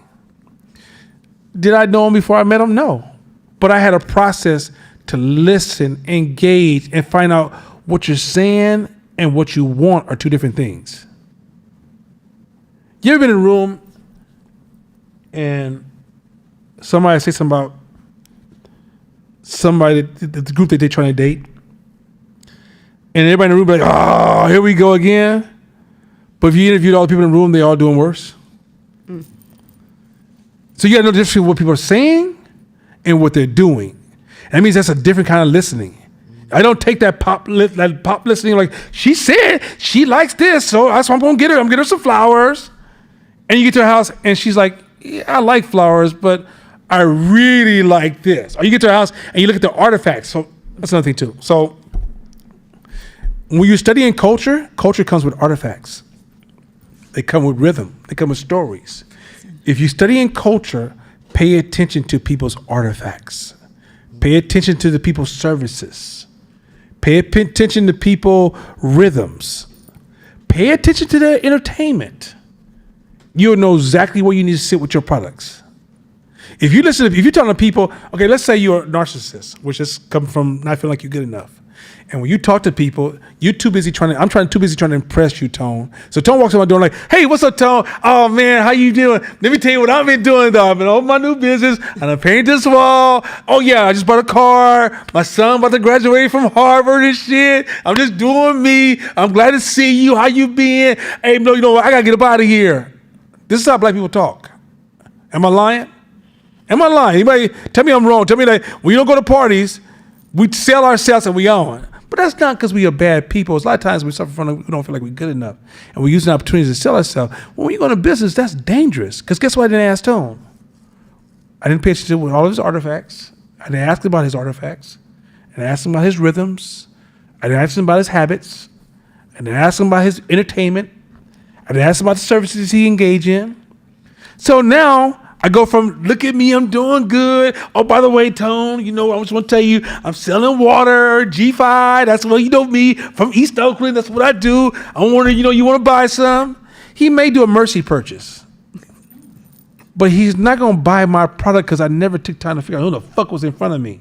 So let me show you how we're supposed to be talking as black people when you're in business. "Hey, Tone, what's up, man? What you been up to? How's the family? Oh, what's going on? Well, when's your wife's birthday? When y'all celebration for your next party, your next event? Oh, okay. Your son just got out of college. When does he come back? Man, how does he feel about that?" Now, what I'm noting, and this is something that we're gonna start putting even in our company, I'm getting all this data and time dates. So on a certain date, I can send him an email. "Hey, man, I just want to say, wish you a happy anniversary between you and your wife." Oh shit, damn, a business is thinking about me like that? "Hey, Tone. Hey, man, we sent you a gift for your son. You've been supporting our business all this time. I know you just got back. I just want to send you a box of chocolate. Maybe you and your family can enjoy one of my favorite chocolates I want to share with your family because your son just got back." You just see how my customer services went from to commodity to, God damn, is this real? Go ahead.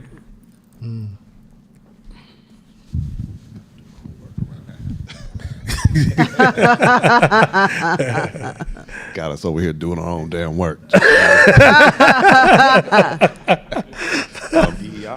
This is about a book that I read. Don't judge me. It's probably the second or third time I went to juvenile hall, way back there in the day. And if you ever been to juvenile hall, it's not like you got a full library. You just got to pick out something that comes around the cart that comes around. Yeah. And it was a book. Don't remember why I picked it.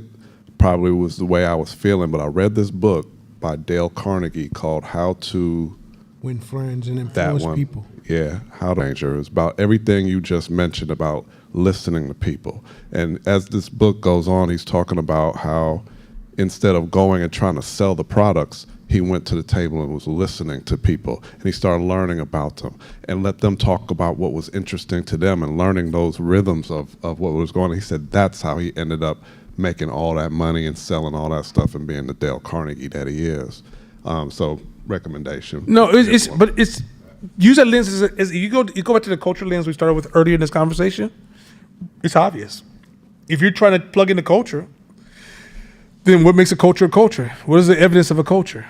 And when you learn the evidence of a culture, artifacts, you hear popular beliefs as they frame it. You'll watch a group of people in a culture talk, whatever culture you're trying to, say you try and go out to NASCAR. You can just sit there around NASCAR and just watch them laugh. Even what humorous jokes they laugh to. It has certain assumptions built into the humor, right? You'll watch their clothes patterns. You'll watch how they even wear their hats, right? Are they wearing hats like this, like all that's going to give you some type. And then when you turn some of those things into questions, like, hey, why you do it that way? Oh, where'd it come from? All of a sudden, you'll get baked in. Before you know it, you'll be like, hey, I brought this for you. You'll be like, how'd you know I want that? That's anybody, like, as a man, you with a woman who pays attention to you, you know different a woman pays attention to you and a woman treats you like a commodity. A woman pays attention to you, she's damn near one step in front of you, like, how in the hell? It's a magical superpower. That's how we should run our businesses. Mm-hmm. But what we do is because you don't feel like you're good enough, you're trying to impress your customers and think because you impress them, this serendipity happens and then they're going to serve you with a gift.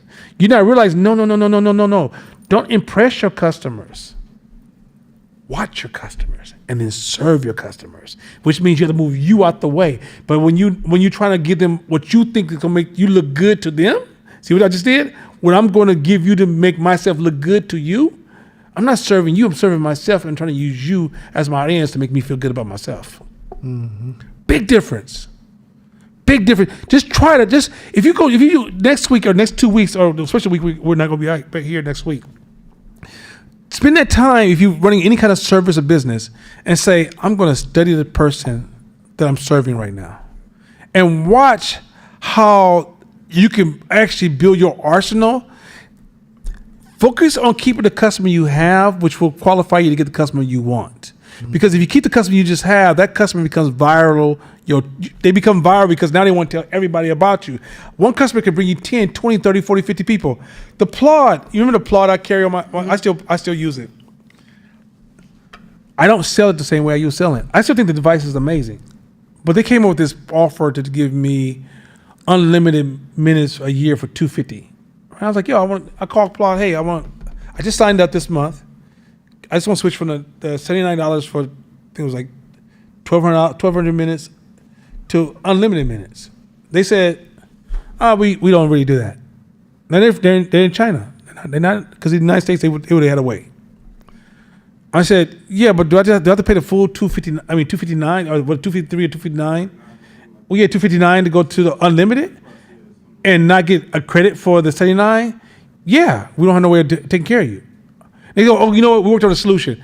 You pay us $259, and then we just extend your year. We'll extend your year longer. Plus, so it'll be the year of the $259. Plus, we'll give you maybe 3 or 4 months of what the $79 would be into the next $259. So you want me to double down, invest in a company that I'm not sure going to be here a year from now that hasn't built a relationship with me? Mm. Oh, well, we're done selling. You're not serving me. You're protecting yourself. Going back to black people, defense. Mm. You protect yourself at the expense of not serving me. Well, I'm no longer going to go viral for you anymore. I had at least 10 people buy the product off of me going viral. So, and I even told her, I said, I'm a viral customer. I got people buying the product.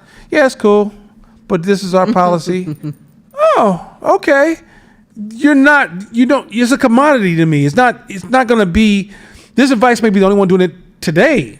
But in technology world, one thing is by end of this year, Samsung gonna have one, Apple gonna, like, it's gonna move like that. If this probably becomes popular, they'll come up with their own version of it, just tied to Claude or their own AI system or whatever, right? So what I'm arguing is that serving people quite often is gonna pull you out of the conversation. So for example, instead of you going, if I do this for you, then it's gonna be attack upon me, which is a binary, you'll say, what are the 4th, 5th, 6th, 7th, 8th option where I can still serve this customer and still not lose my business, but make sure the customer still happy. You look for those other options. But when you're defensive, you only go from one to the other, one to the other, one to the other. And the problem with one to the other, you're not strategical at all. You're just a worker running your business, hoping that people like you. But strategically, when you're dealing with culture, it's gonna always be changing because what? Culture always changes. Mm-hmm. Like, I was telling the court, I'm gonna close it. I was telling the court, I said, court, if he focused on young people as that was his only customer, he would have to be coming like Zara. Zara is one of the best businesses for young people. If you go to Zara in 6 months from now, they will have almost a whole new style up there. You'll go there and be like, what? Y'all just had a style? Where'd that shit go? Because Zara already know the people they serving, their opinions and their turnover rate is so fast. They'd be like, this is hot today, and tomorrow this is a new hot thing now. And then my favorite artist said this, so now there's a new hot thing here. Like Red Lobster got game because in Lemon, Beyonce said, this is where I go to after I slay somebody. This is where we go, is Red Lobster. They had a 33% business increase. Just that fast. Because she said in a song. Now, think of the company that had your customers before. It might have been Wingstop's like, yo, after sex, they be ordering them wings, right? And all of a sudden, we have Red Lobster now because of one song. So in that world, you got to change like this. And Zara has come up with this model that allows it to adapt so fast and so quick to market shifts and market changes that it's able to maintain a position in the market. That you come in where, now watch this. Ralph Lauren said, hey, American culture of the 50s, that's my shit. I love that era. I think that's the richest point of America, and I think we should return it at all times. His clothes, you look at Ralph Lauren in the 70s, 80s, 90s, 2000, 2010, 2020, he's talking to people who love American style. Not necessarily, but like you love the American swag, you look at a dress of Ralph Lauren in 1970s and grab a dress today, you'd be like, this ain't that fucking far apart. Right? Look at Ralph Lauren the way he's been dressing. He dresses his clothes style. Yeah. Right? But he's talking to a culture saying, hey, when I see these clothes, I want to return to this in culture. He's either Jewish or Italian. Jewish. He's Jewish. Yeah. But he fell in love with American culture and said, I want to give back to American culture by celebrating, by creating these clothes. So his style of fashion moves slow. It ain't changing no time soon. It's like you're really buying nostalgia of when I buy Ralph Lauren, I'm buying that era. Yeah. I'm buying that feel. But for young people, the era is changing. Shit. The dope part about brands like Polo, Ralph Lauren, is that they cycle back in and out of pop culture all the time. So when pop culture gets tired of those quick brands, they'll grab a brand like Polo, Ralph Lauren, and they'll be back in style for a while. And then they go back and they'll do a North Face. Then they'll go poppy again, and they'll do like a Tommy Hilfiger. Like they'll come weave in and out of staple brands. And Polos, basically, they're like, our demographic is Ivy League. Harvard, Yale, Columbia, students and parents. And let America aspire to look like them. And they stay in that lane that whole time, and that's what keeps them playing the long game. But us as a culture, we have to understand shit. Like, if we don't know what our culture is doing, if we don't know how fast they cycle, then we'll be standing on our business thinking we know what's good for our brand, and we last year, we yesterday, or I might be too old to even know what my demographic likes. So I have to be comfortable with telling myself that and get help. And if you still think you got it because you think you got it, what does your revenue say? What does the customers say? Good. Excited because just the last few minutes. So you want to ask that question? You want to ask that question?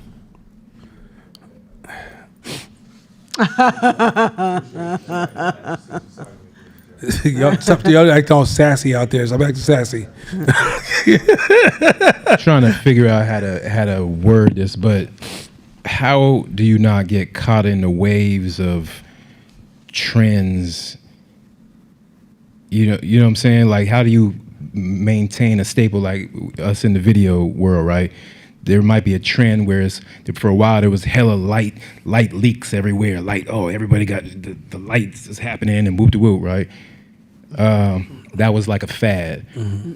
Right now, there's all of a sudden, folks is wearing big ass pants again. Like, this is back to 2000s. So how do you, Court, be like not caught in the trend of, well, I'm gonna make some Court Smith big ass pants? Are you suggesting you wear tight pants? What you say? Are you suggesting you'll miss your tight pants? No.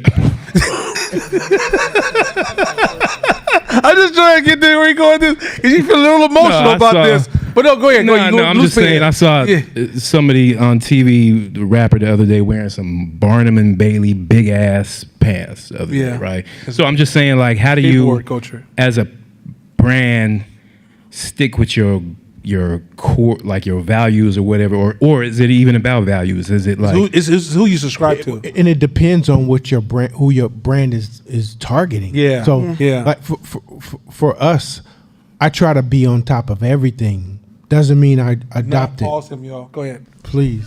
Hey yo.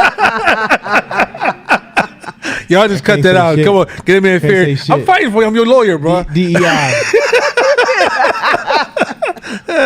I try to at least see as much as I can see, and then we make the call of, does it fit to our brand, and if yes, insert it. If no, If my son who's 27 and is knee deep into the culture says, nah, we doing it, just trust me, then I'll try it, because I don't have 80% of the shit that we make I don't wear.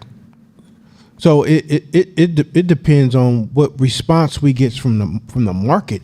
If Jordan's in the office and be like, hey, let me get one of them hoodies, now I know that that's a dope hoodie.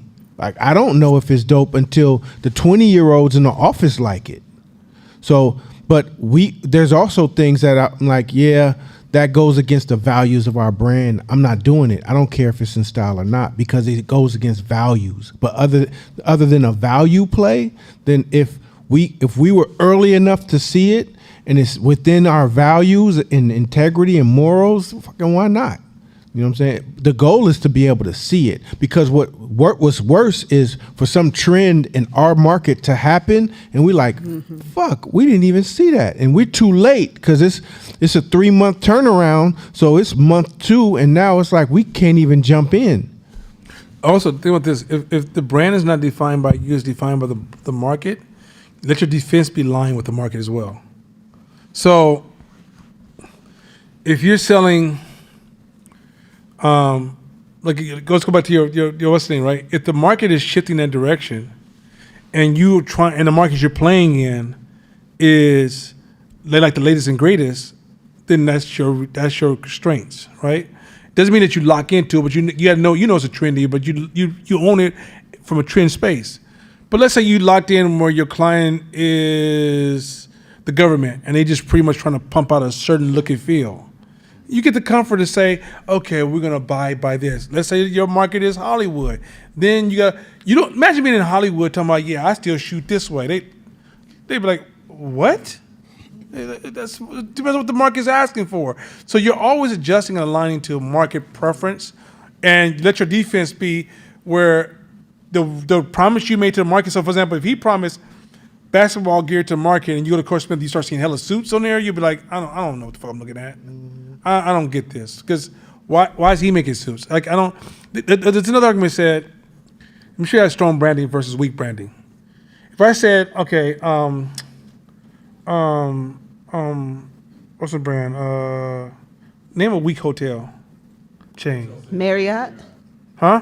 Marriott. No, go to like Southwest. What's it? One of those ones, Ramada, okay. If Nike made a hotel, what would it look like? Can you imagine it? Almost imagine what the hotel would look like if Nike made a hotel? Yes.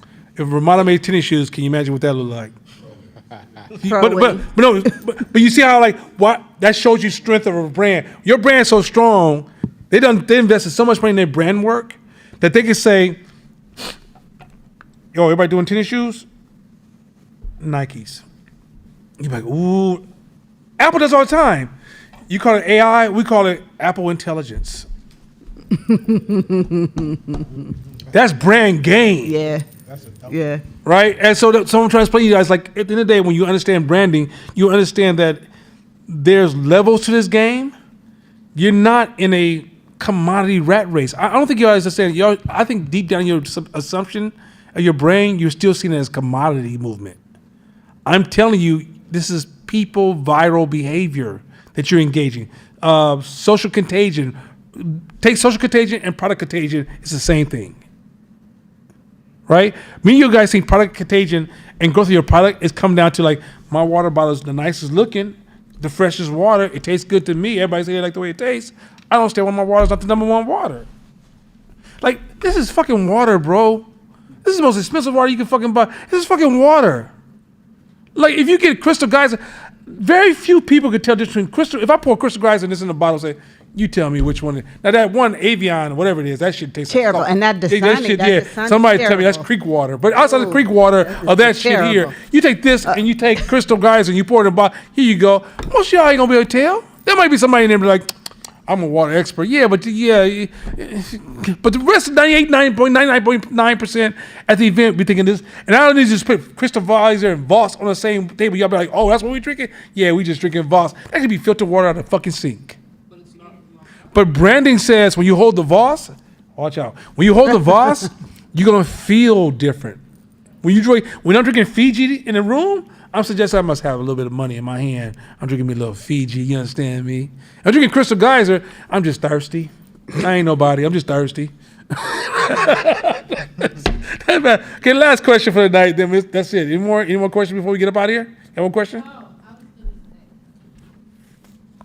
So when he was explaining about how he just chooses the styles if his son likes it, so is that an example of like culture being the business? Yeah. So that's like, so it helps you make your decisions. If you understand the culture, then it actually assists you in. You know how hard it is to own culture? Culture requires team effort. For individual. How many times have you went someplace and had your own read, right? And then you sit with a group of people that's like for example, let's say me and Court went to a basketball game. We're gonna see what we see because we have a culture. Court now, because Court's in his business, he's gonna have to develop an eye to look for what he sees. But then when he sees it, he still has to go through his old ass filter. So then he has to be able to go back and sit down with the young people like, hey, is this what I saw? And they'd be like, yeah, that's what the fuck we doing right now. Or not. You ever try to learn dance for young people? And you come in like, son, I'm doing this dance. And he'd be like, Dad, ooh, that ain't, you going the wrong, we going this way, you going, that's just not, you go this way, that means something else, Dad, right? And it's like, because in the day, like, we're going to interpret it from our cultural lens. You can never forget that you have a cultural lens. And sometimes it might be your best interest if you start your business in the early stages, find a culture that you are into and use that to launch your business because at least you have deeper insights on that early start. If I try to launch a business into the fucking body Pilates classes, I'm going to have the worst business you've ever seen. I don't give a fuck about Pilates. I don't even know if that's a word. But I just, like, when dudes say they do Pilates, I only know one man who said he did Pilates. I have to respect him because he's still a strong-ass, dope-ass man that I got to give that he does more for the black community than anybody I know. But most of the time when men say they do Pilates, I kind of just go silent, like, no more to say. Anyway, that being said, for those of you who got to do Pilates, if you feel offended, you're projecting. You're projecting. I don't need to. You said what? It was. It was. It was popularized by. So Yeah, so I'm cool with black women doing things I don't agree. I don't hang out with my gangster partners either. My gangster partners like, we gonna get together and smoke some weed. I'd be like, I'm out. I'm gonna fuck with y'all. And then if there's other partners, if I happen to have some male friends who did Pilates, they're like, hey, we're gonna do Pilates. You coming with us? Fuck no. So that's just how I am. Good night.